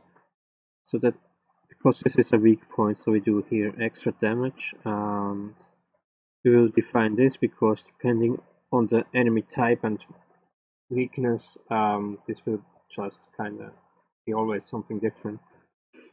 So I take 2 times, so we sure see the difference. Hopefully. It's the only problem now is that we don't have a widget that shows us the number, how much damage we do, but it's fine. So we only have the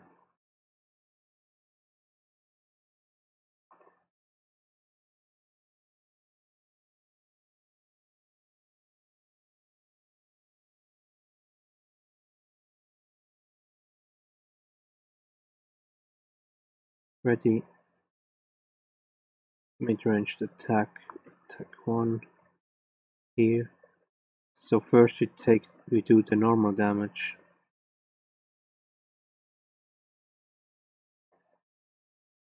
Yeah, it's around, should be the same amount like we had last time.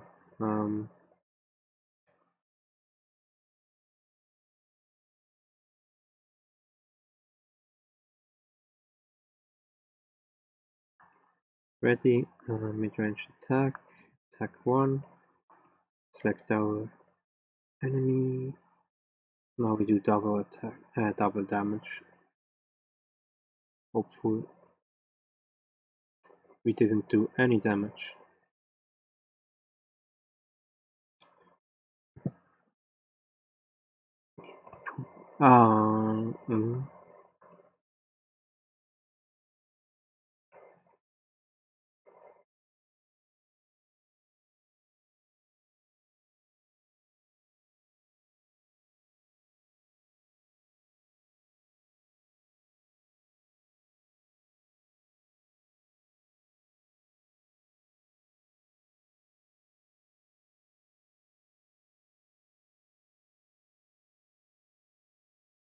Here, player health damage.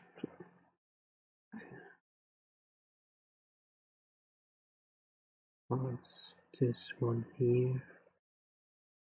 Pass this one here. Then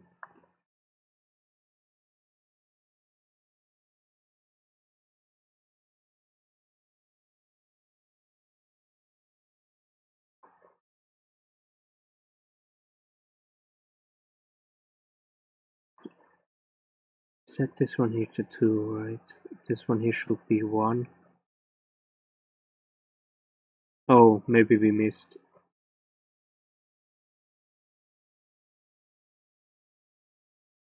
Maybe I should take the missing the enemy. Maybe I should take this out. Let's try again. Double damage.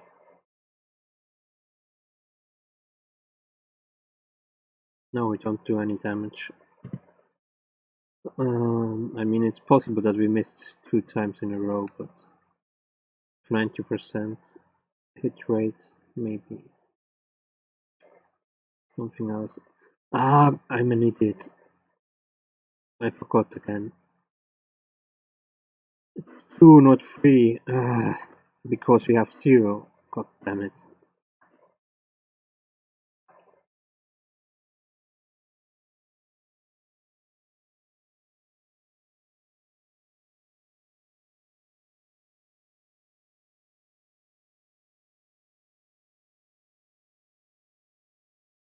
Maybe up, mid-range.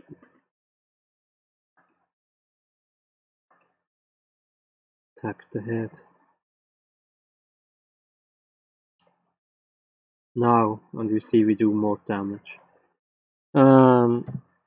So that's one thing we set up. We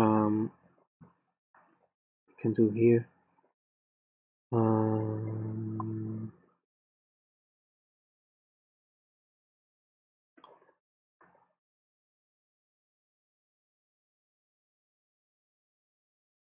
Now let me think, where exactly do I want to do this? Yes, I probably have to add this here.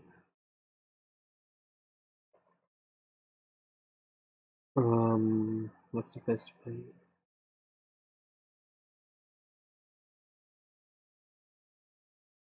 Yeah, I have to add this here somewhere.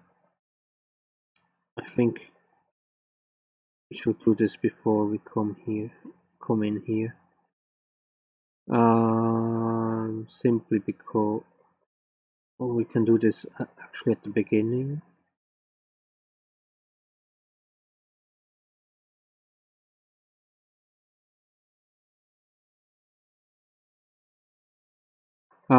Bringing in some kind of randomness.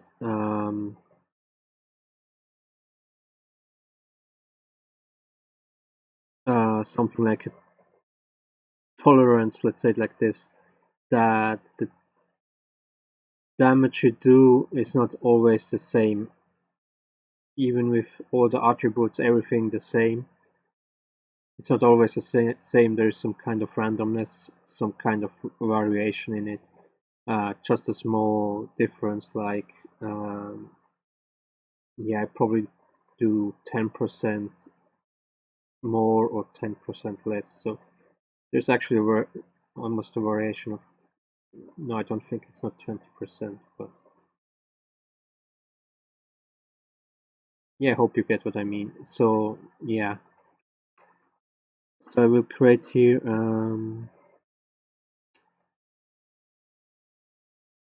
I need an extra attack arguments.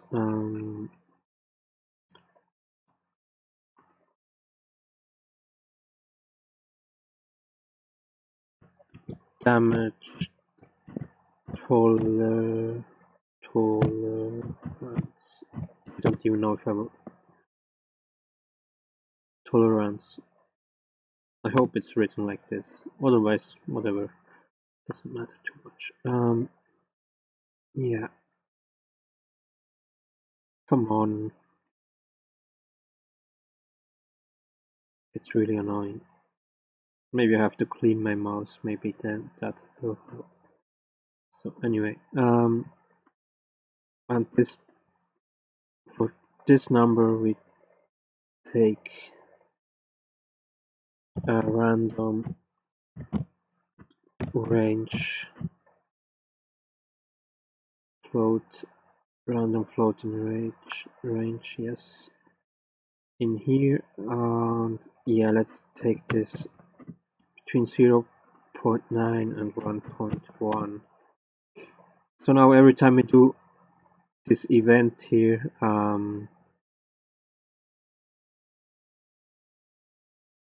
we define a new random number between these two variables. So we have a little bit of variation between how much damage we actually do.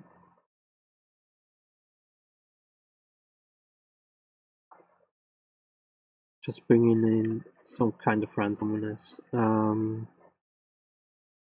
I will have to put this in here.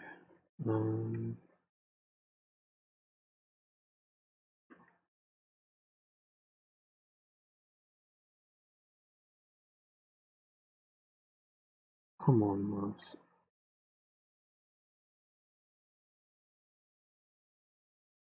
The mouse is the problem and things like this not work. And it really it annoys the shit out of me. Yeah, I think the tolerance can be for everything the same for armor damage and energy damage too.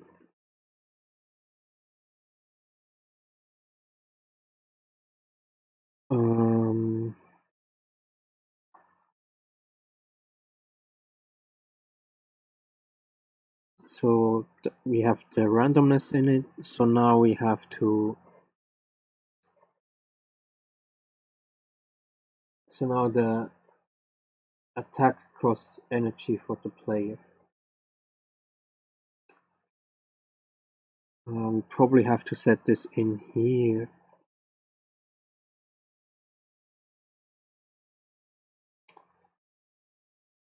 What's the best way to do that?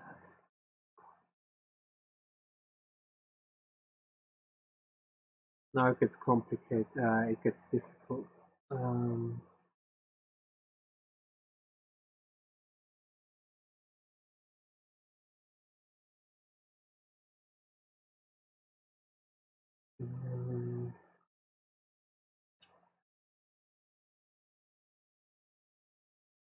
Can't do it earlier because, yeah, we probably can't do it earlier. We probably,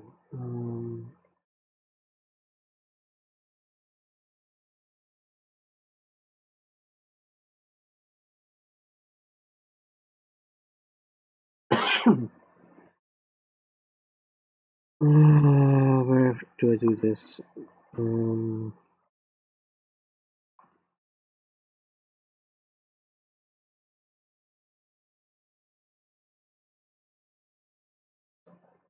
Let me think.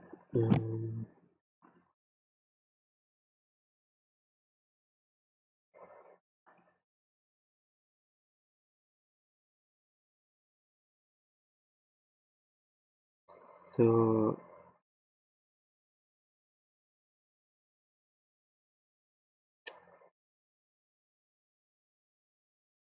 I mean, the best thing will be here at this point when we choose the attack. The problem is at this point, the player can still choose to go back and to choose something else.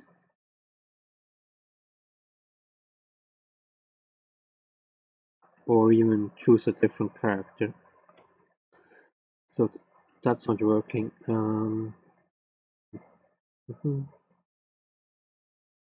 Mid-range attack. Why are you still? Should stop. Anyway,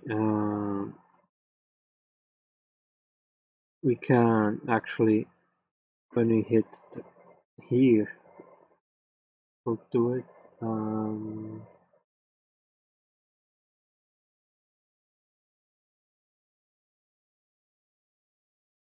or when we select the hit point.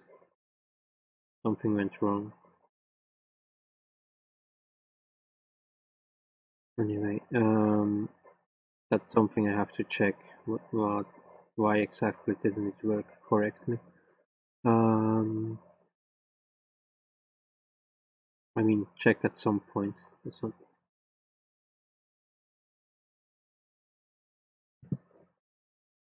Yeah. What's the best way to do it?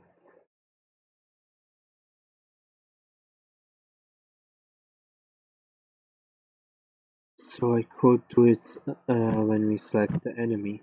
That's the earliest point we can do it.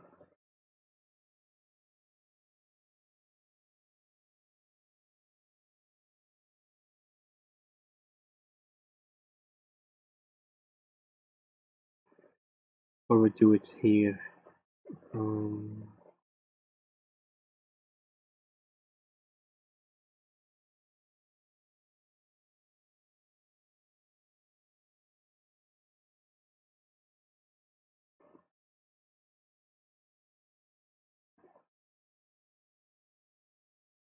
Anyway, this one. Yeah. I then also have to define which enemy we actually hit. I don't think I set this up. I have an enemy number yet. Enemy position. I have. Yeah.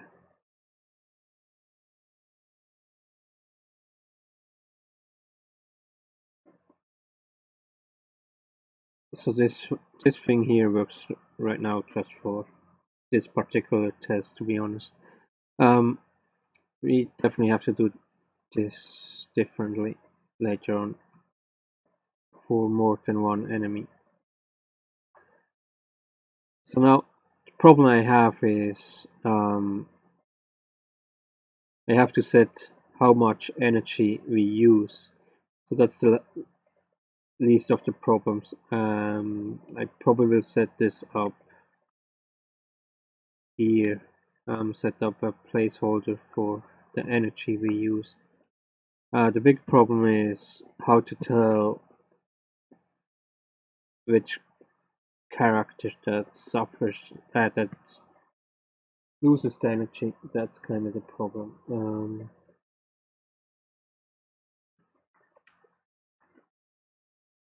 I mean,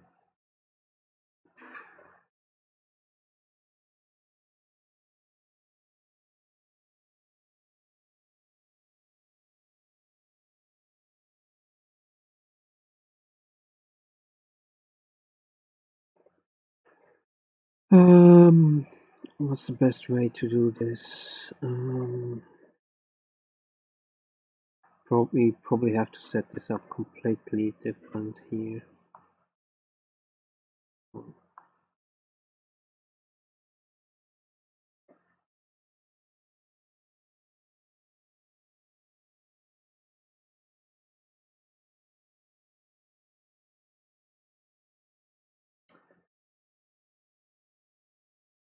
Do you want to keep this one here for now? I'm not too sure.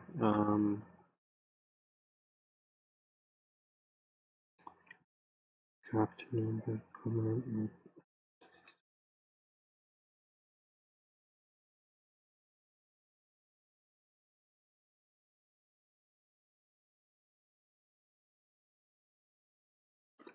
So let's put in here a new place, or no, in here.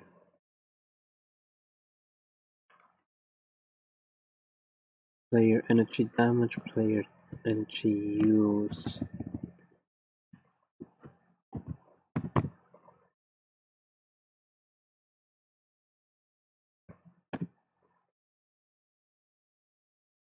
And this will be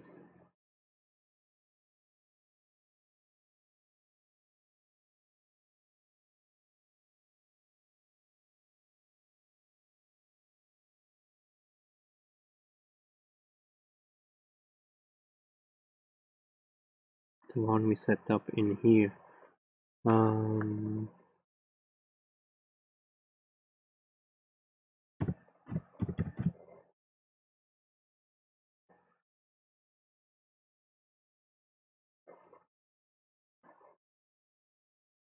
set up the energy use here.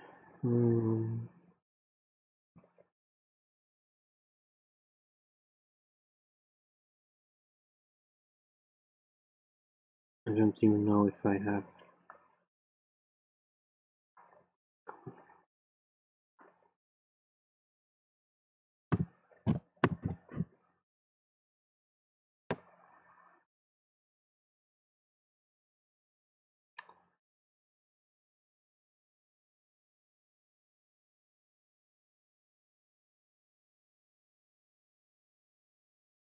I just realized something.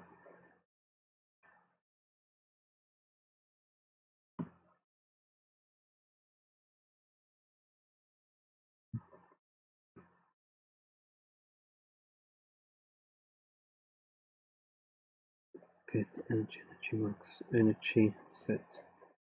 Get energy. I just realized something. We have to. The energy usage attributes will change the how much energy we will use, or will at least affect it. Let's say it like this.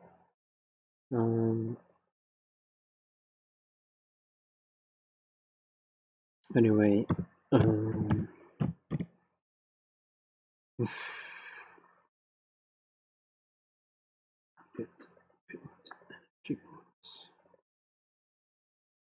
no wait, energy pool. No, it's okay. I hope.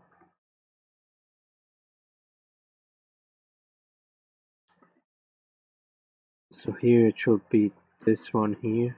Estimate how much energy we need. I think we have this on 4. This is on 0, and we don't add this together. We come on.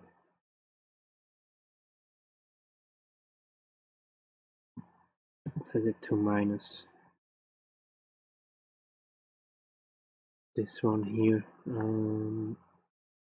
Then we set the clamp.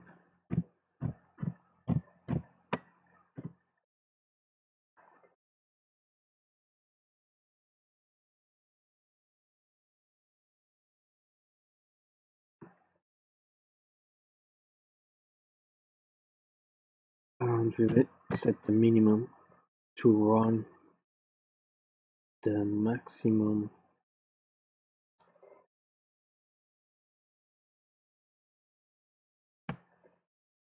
to as much as we can.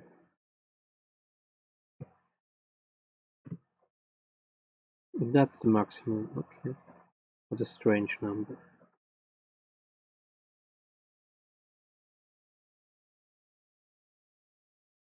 So that means we always use some energy. We always use 1 energy. So anyway, I have to think about how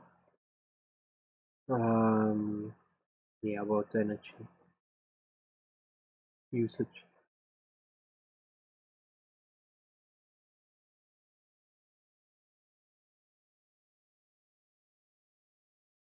Yeah, it's something I have to think about. Something I have to test out, and how much does make sense. So it works for low-level characters and for high-level characters, kinda. Maybe one way is that the energy usage goes up by leveling up, but that makes kind of no sense in some way.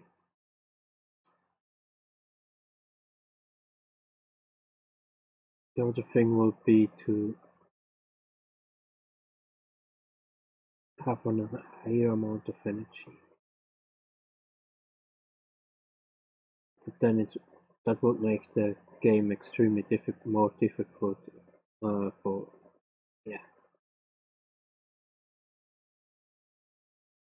or I just will do the abilities you have at the beginning there. They don't use a lot of energy, but also they will stay quite weak, absolutely for like, yeah, I have to think about how to set this up. So now the problem is why I was kind of like, oof, is we have to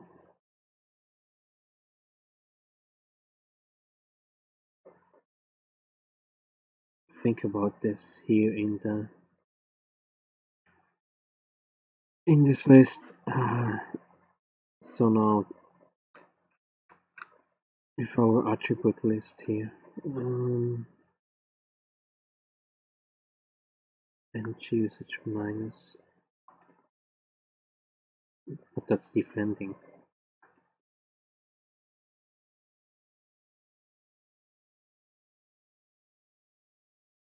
Oh yeah, exactly. If you get attacked, you will also use energy usage.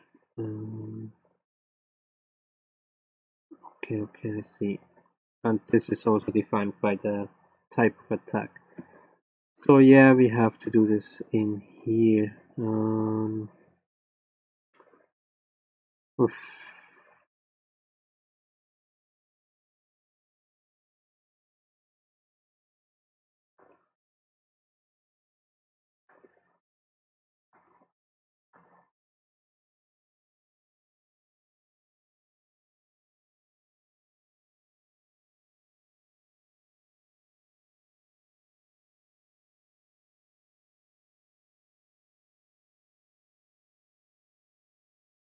Do you want to set this up at the beginning?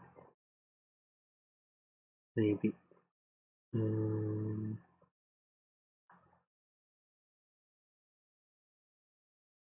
Move everything a little bit up to here.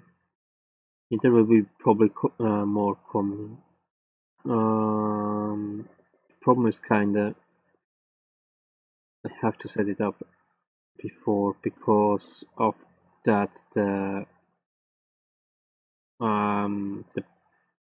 path we go will kinda will branch out, so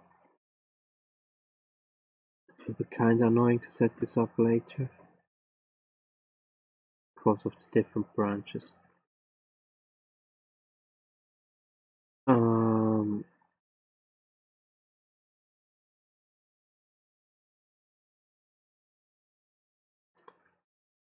We could say that we set this up after the miss and hit, but it doesn't really matter so much. Yeah, then we can say, yeah, we don't have to. No, actually we have to do it before, because even when we miss, we use energy. The question could even be, do we use more energy when we miss than we hit? Why do I have to make everything more complicated? Anyway, I know this is control. Miss recovery time. Yeah, exactly. That was anyway something I was already thinking about.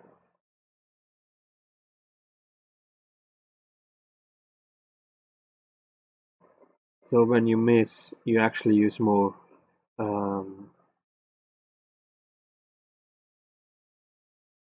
more energy.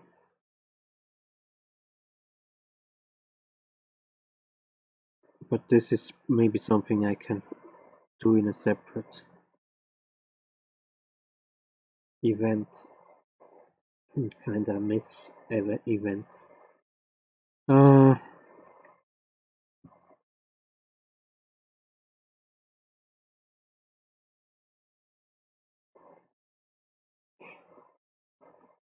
So the recovery time will also come in here.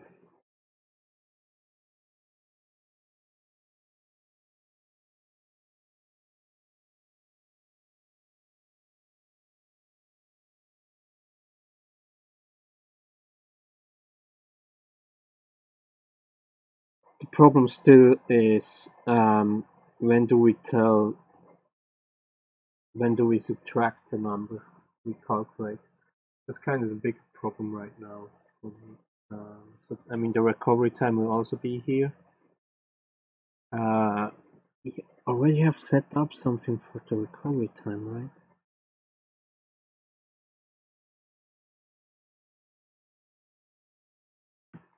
Command no. Player position 1. Player reaction time 0. So we have here reaction time now. Yeah, that's only this one here setting on 0. Here player combat. Ah, I see.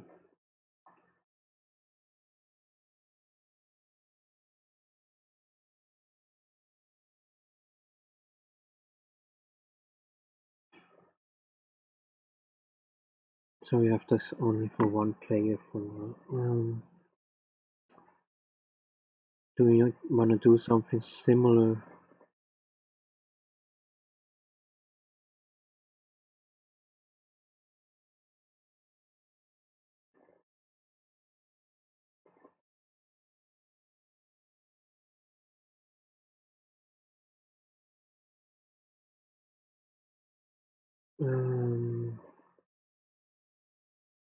Yeah, problem is not the input. The input is not a problem because then we can just make an array. Problem is the output, the number we set. Because there we can't make an array. We have to. I think the best thing to do here is to do an additional event.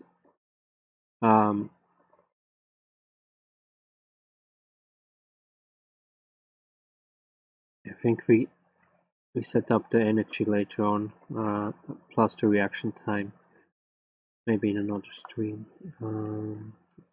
First I kind of want to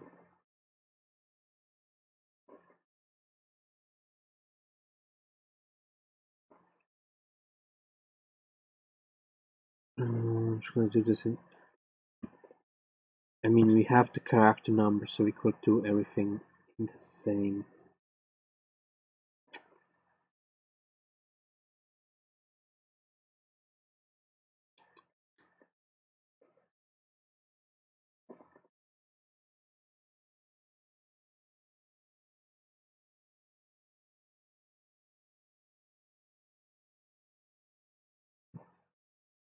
Let me do here a branch.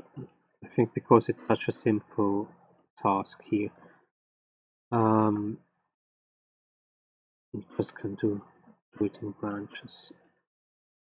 I mean, for the enemy damage.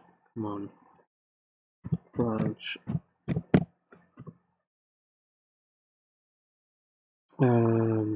Now enemy player enemy position. This is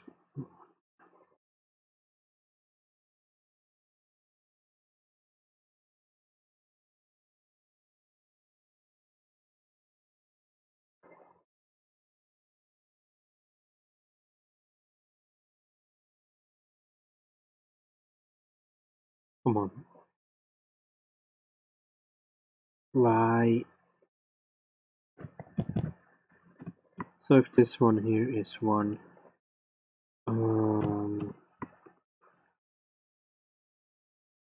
what should be, because it's the default value, then we distract the damage from enemy 1. If this is 2, we will make a second branch, and then we will subtract the HP from enemy 2. We will select the enemy number. I can show you that here. When we select the enemy, we will define the enemy number, of course, at this point. That's anyway something we have to do. So we wait for the character to be ready.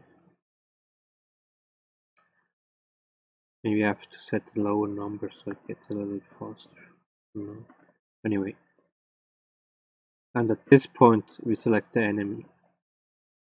I mean there could be a second enemy, a third enemy, a fourth, fifth, sixth, whatever. So here, when we press on here, we define the enemy position number. So that's fine. So I think because this is such an easy task, we can do it like this. I was thinking about doing it with arrays, but that's maybe for this simple thing too much.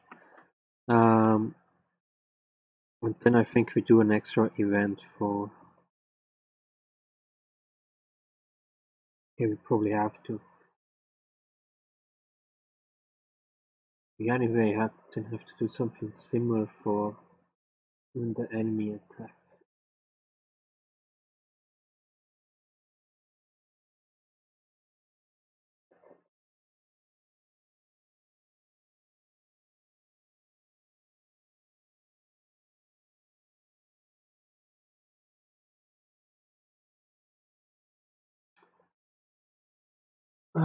So do I really want an enemy attacks?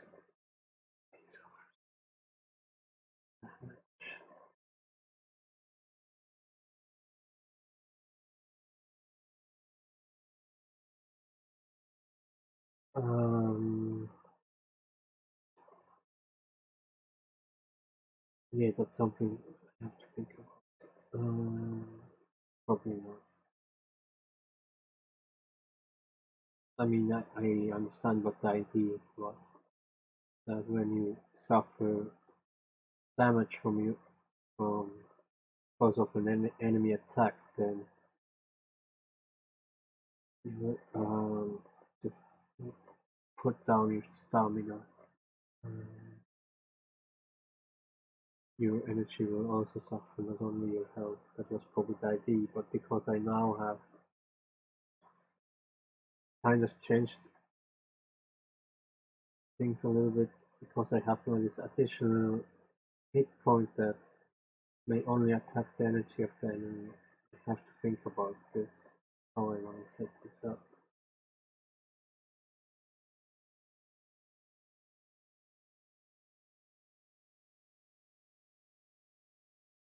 Yeah, that's something I have to think about. Anyway, let's move on here.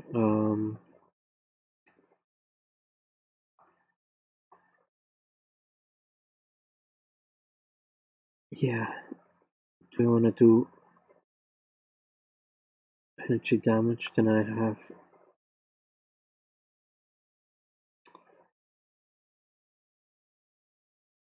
defending energy usage minus. That's the problem here. Or not that, yeah, not a problem, but just defending costs energy.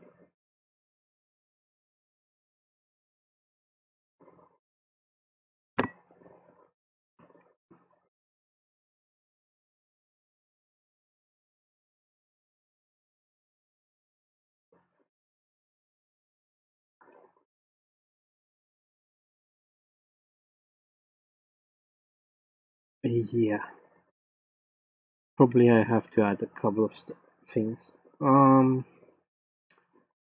Anyway, energy usage for the player when he uses attack.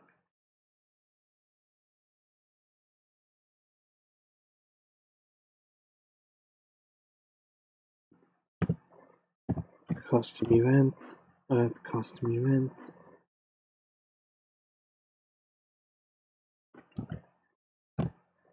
Player energy use.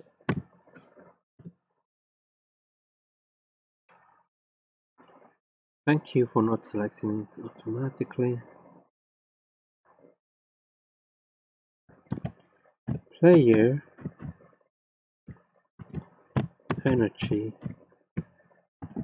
use.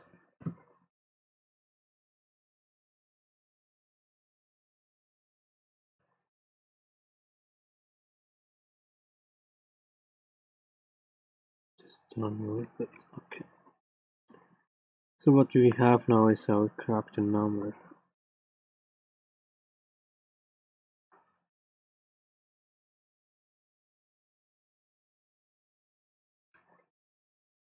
Yeah, we have maybe do it kind of the same we do with the enemy.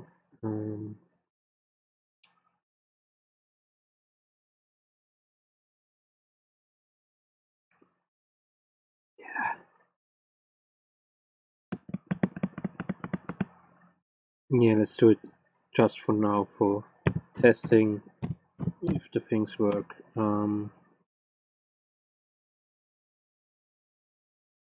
not too sure yet if that will be the best here. So this will be equal 1.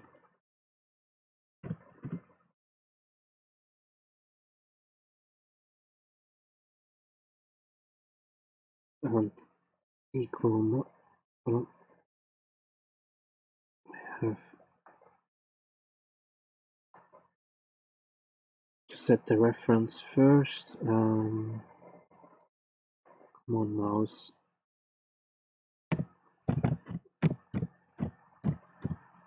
All actors of a class.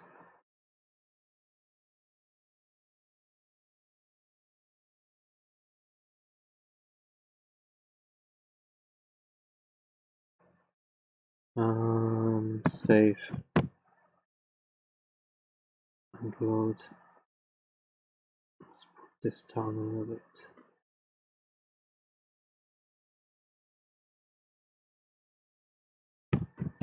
Get a copy.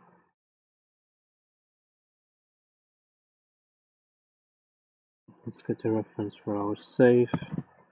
2 slots. Okay, then here we get borrowing energy.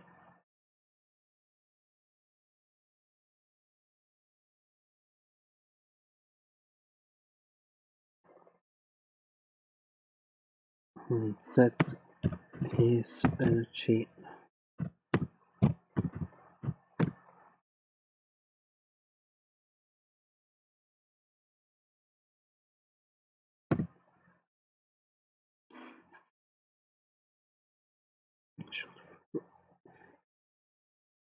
At least when I do writing mistakes, I should kind of do the same mistake over and over again. Anyway,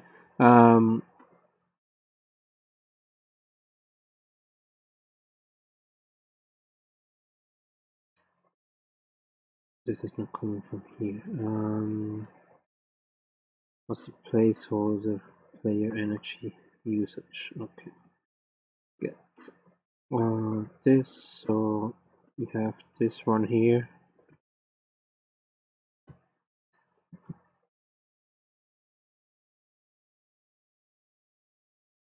Minus this one here. So now question is, do I want to do a clamp? So actually the energy, that's kind of the thing that can go below 0. It's not good that it goes below 0, but because the energy is recovering over time, I will allow it here. However, there is a maximum energy number that is fine, but because we only subtract here energy and not add energy, this is when we, as example, use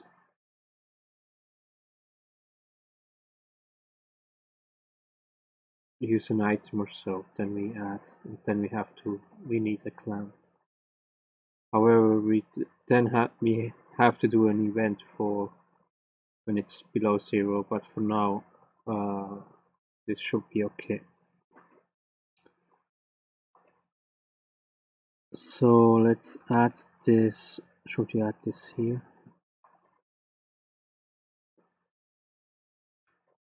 Or maybe better here.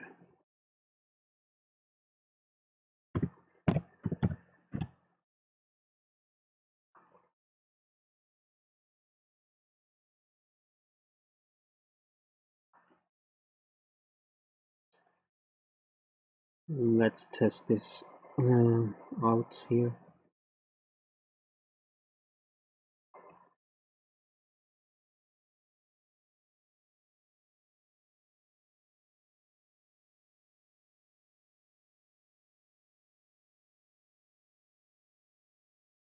Mm, we'll be back.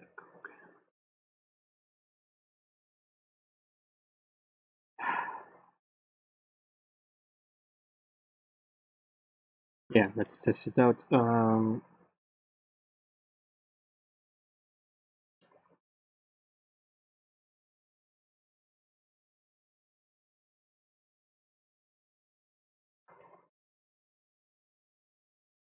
We attack.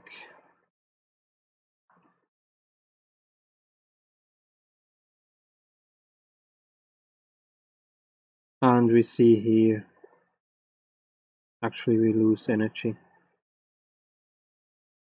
But is very good. I hope you see it here. Because it's such a small number, it's not a lot.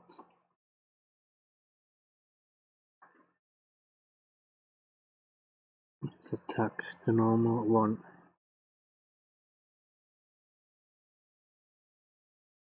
And we see that energy is going down.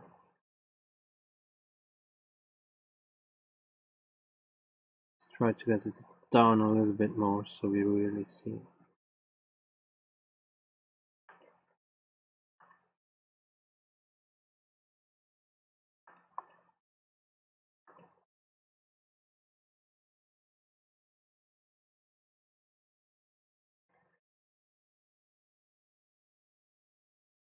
So now he's almost dead here.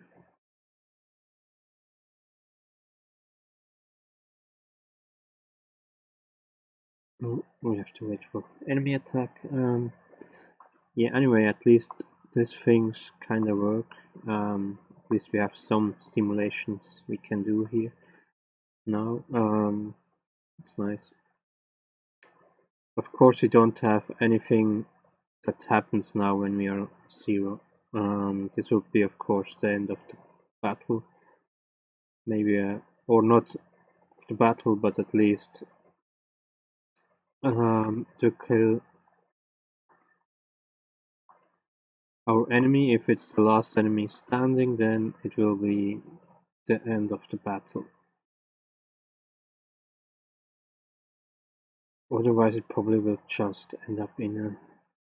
But yeah, that's at least some kind of success, I think we did now.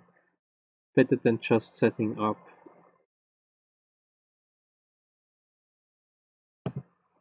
all the numbers. And like I said, I'm kind of happy that we didn't set up everything yet.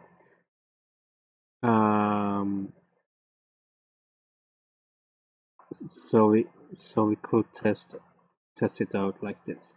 Because when we did here a mistake in here and it wouldn't work correctly, then I wouldn't know now where exactly is the... where did I exactly do the mistake. So now, as soon as we have set this up and we test it again and something goes wrong, I know the problem has to be somewhere here.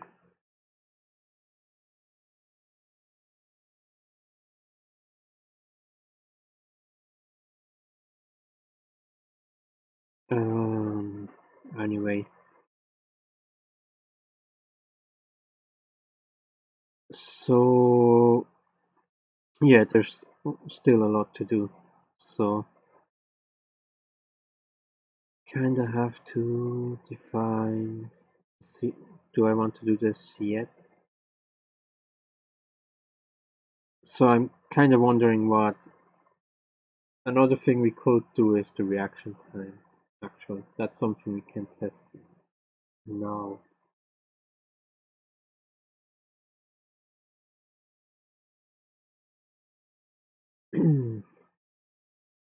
Did I already save 2 slots? Attack, reaction time. Oof, 15 seconds, okay. Yeah, we can test it out for one. We don't have to wait the 15 seconds. So this is also in here.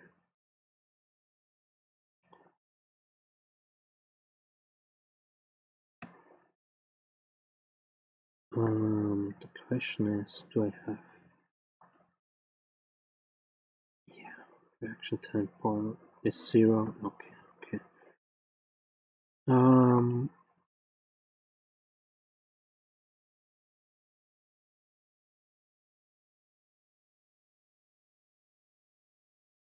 We don't use a placeholder here, right? Maybe we should.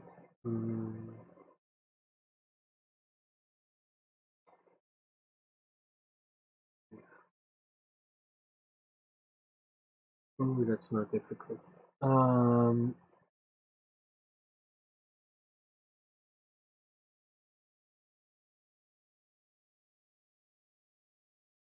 So then we have to set up the placeholder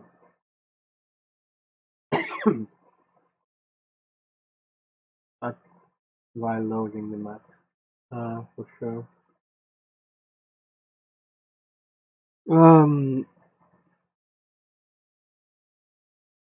But otherwise it will be too complicated, right? If we do for every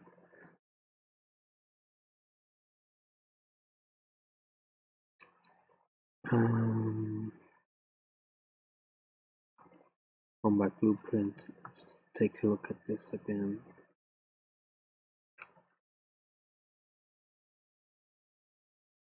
So the thing is that we need this separated. So yeah, then I just can set. I put 10 seconds here.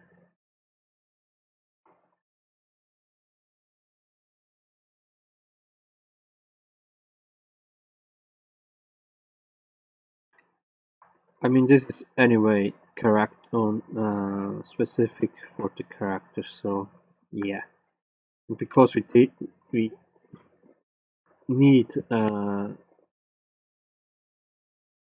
for every player plus for every enemy a different reaction time. We can just set this up like this.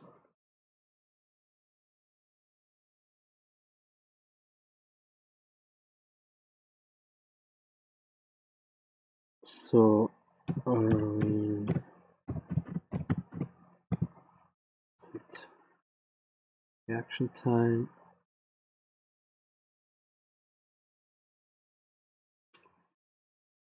However, oh man.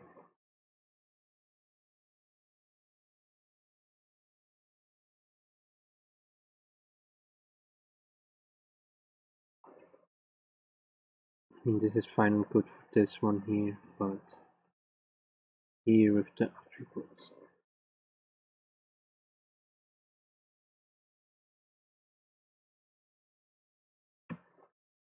Or we set the attributes actually in here, because for the reaction time we don't need the enemy. This won't be defined by the enemy, only by the player's attributes. So we can set everything in here.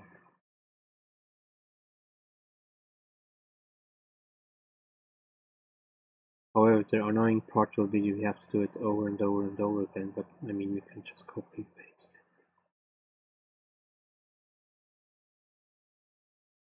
Just the two here that can change. I mean, the one will definitely change here, this one here, and this one here can change. Yeah, that maybe the reaction time we can set up in here. Maybe that's not too bad. how much the next reaction time is.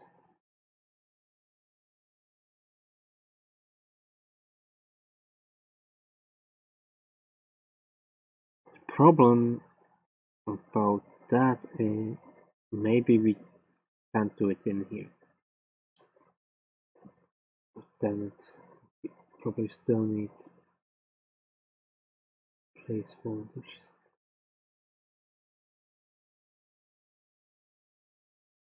Yeah, the problem is when we go back, and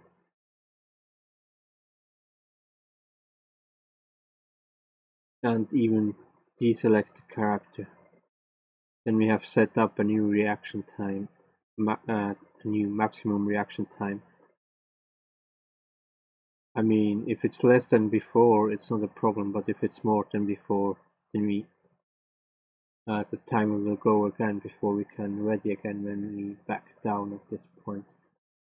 But that won't work. So probably we have to use a placeholder, do it in the combat blueprint, and then set. That's quite annoying, but we probably have to do it like this.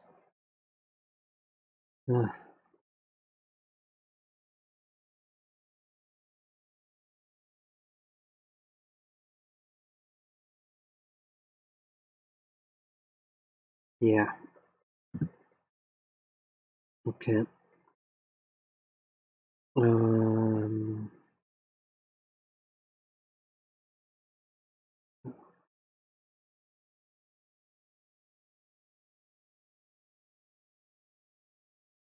Duplicate player.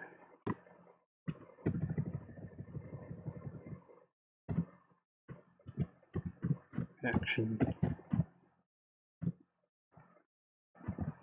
time. And then we have to set up a similar event like here.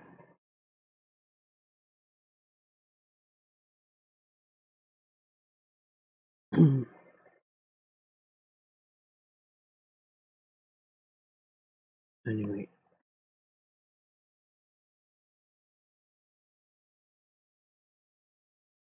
So then we will define the attributes.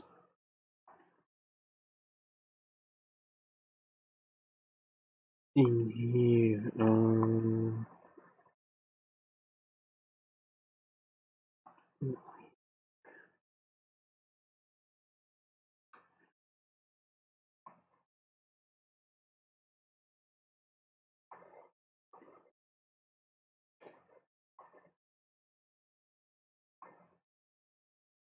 come on.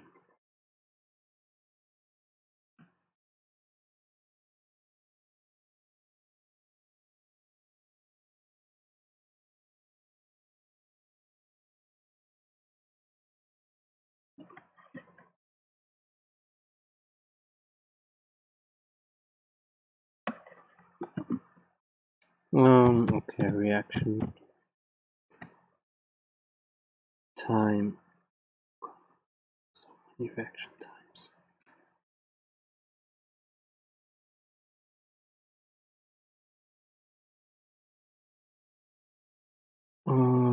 Anyway, player reaction time, set player reaction time. Let me look something up here. Just so that I have this reaction time calc that sets it to 0. Then player reaction time. Reaction time 1. Yeah. No, it's fine. It's fine.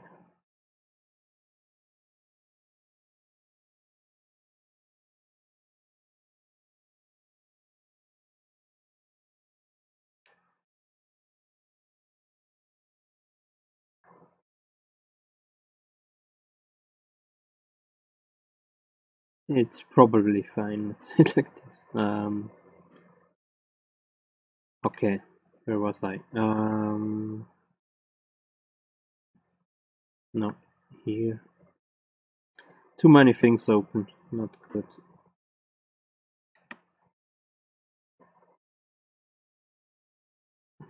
Okay.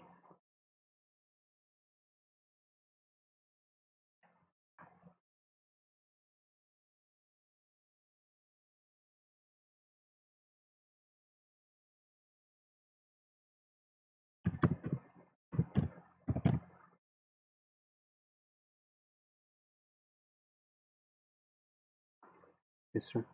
I mean, 15 seconds sounds like a lot for waiting, but the question is if we have 3 players.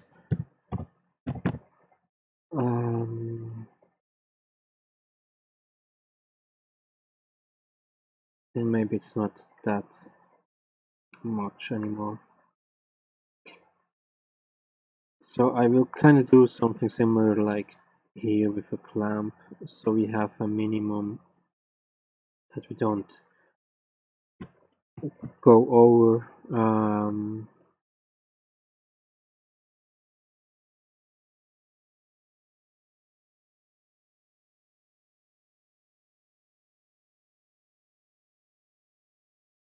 I mean, I have to think, because right now it's seconds. I have to think about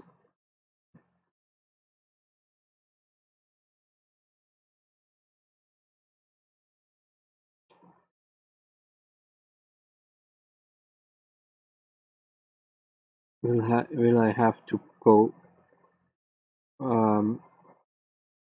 should this be more detailed than seconds? Absolutely, if we have so many variations and things like that. That's something, yeah, we will see. So 1 second is a little bit let's take the minimum for now, 15 seconds. That's maybe something I have to test out. There are many things I have to test out in the end. Anyway, so player reaction time here.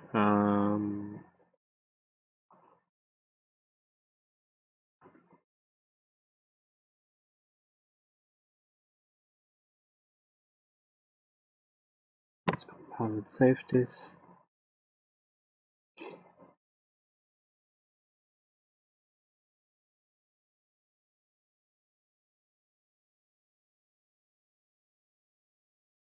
Let's go in here. Then we need a similar event like this one here. So I just copy. Come on.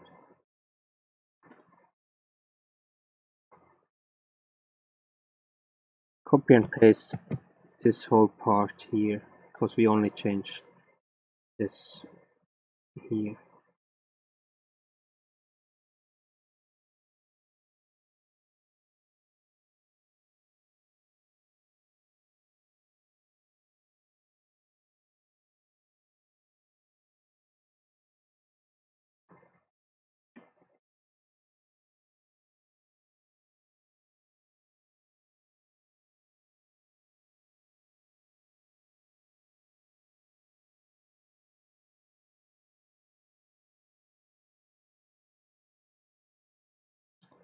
Yeah, okay, that's how did I call that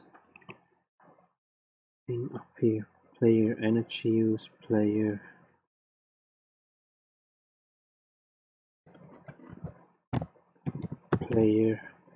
reaction time.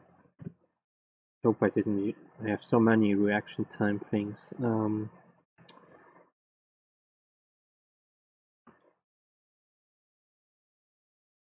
Then here we take following reaction time set.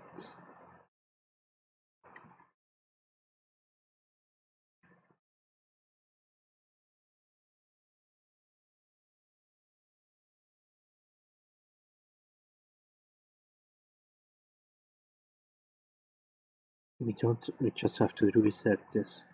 We don't have to do any calculations here. Just take the player reaction time. Set his reaction time, and then we also play. We also have to play this event, so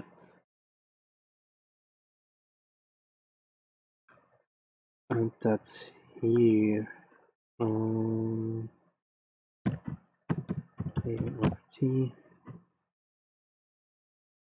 and then it should set our reaction time.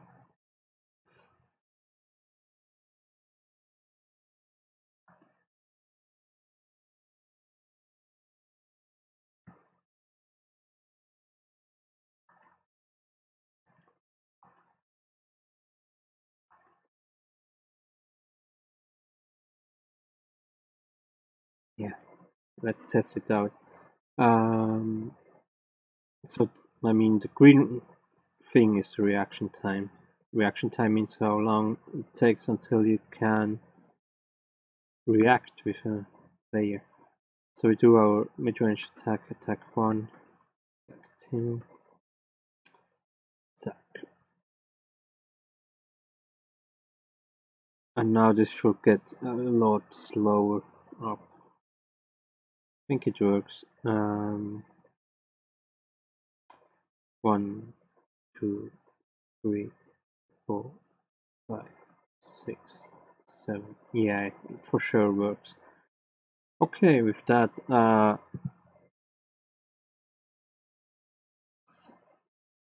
so the general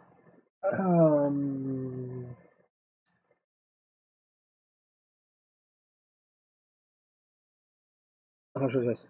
The general effects we want to have, we have now.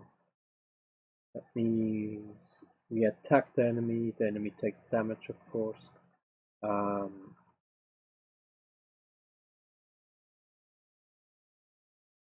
Then we will use energy for every attack we do. That worked. And after we did an attack,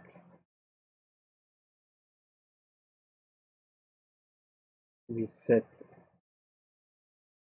a new reaction time depending on the attack type, and that worked.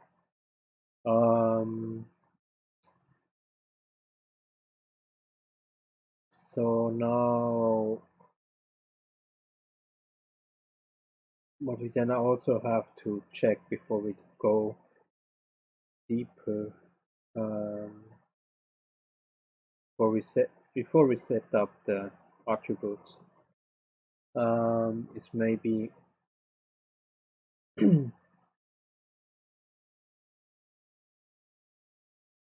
the different damage section. I mean, we can do armor damage. We probably will need a new widget for that. And then setting up energy damage.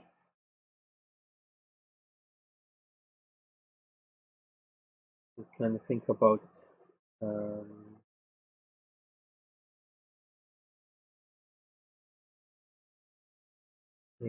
about how we handle the energy damage. If you want only for energy damage for if we only want the energy damage for if we select a specific hit point, or if there is a slight energy damage every time you get hit or you attack someone, or if we want both.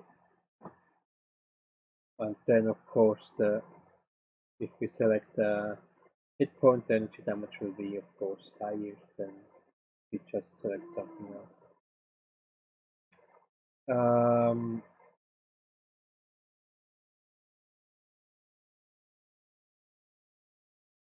Then we have to think about the enemy. Do we set up same thing for the enemy, or I mean similar events? Without all this, I mean we will need all this, or at least a similar event for the enemy, but we could actually just first just do this. Kind of same thing, just for the enemy attack. So the enemy attack will take the player's HP away, will use energy itself, and we will calculate the new reaction time.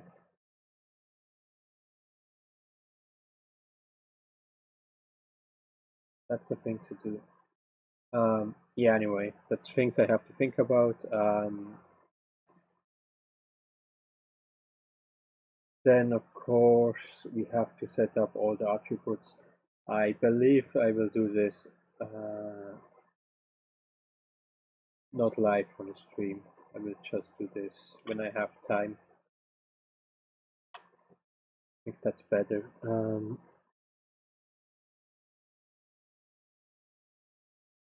Because, like I said, it's extremely repetitive. It's just doing the same thing over and over again for all 27 attributes.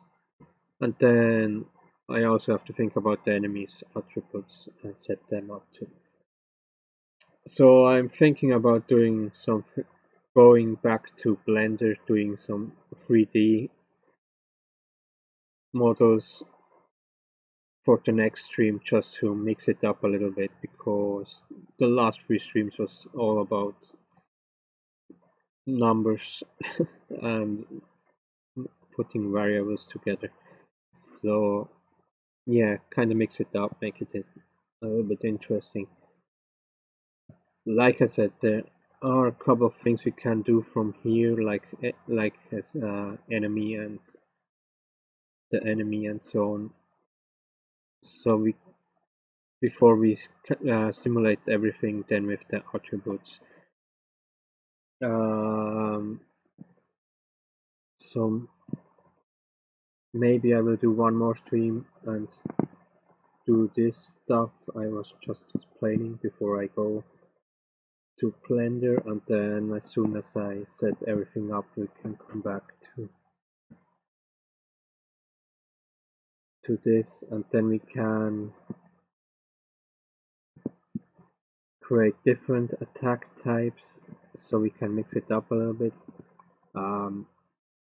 We can do events, events for when the HP is 0, when the energy is 0, and things like that. Yeah.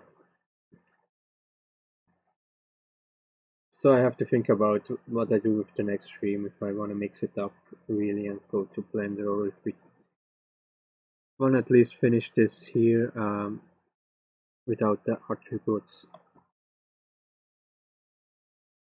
And then other thing we have to do going forward is then with all 3 player characters, adding all 3, and with different enemies. I think right now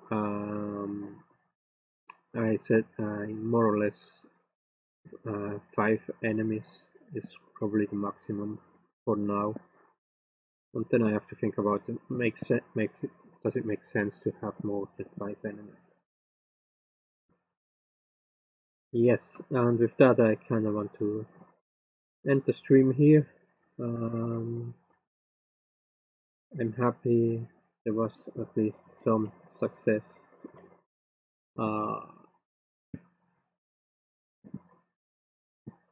Yeah, it was a good idea to not set up the attributes, but go instead further and set up the effects of an attack. So, and to see then also in the engine that it kind of works, at least with, let's say, like the simplified version. And that's good, because we know now that this simplified version works. So when we add stuff and then it doesn't work, then the problem lies there. Anyway, thank you for watching, thank you for commenting and so on, and that's it for today. I hope you tune in another stream. Like I said, I will think about what I will really do in the next stream. Yeah, have a nice day, evening, whatever. Thank you for watching.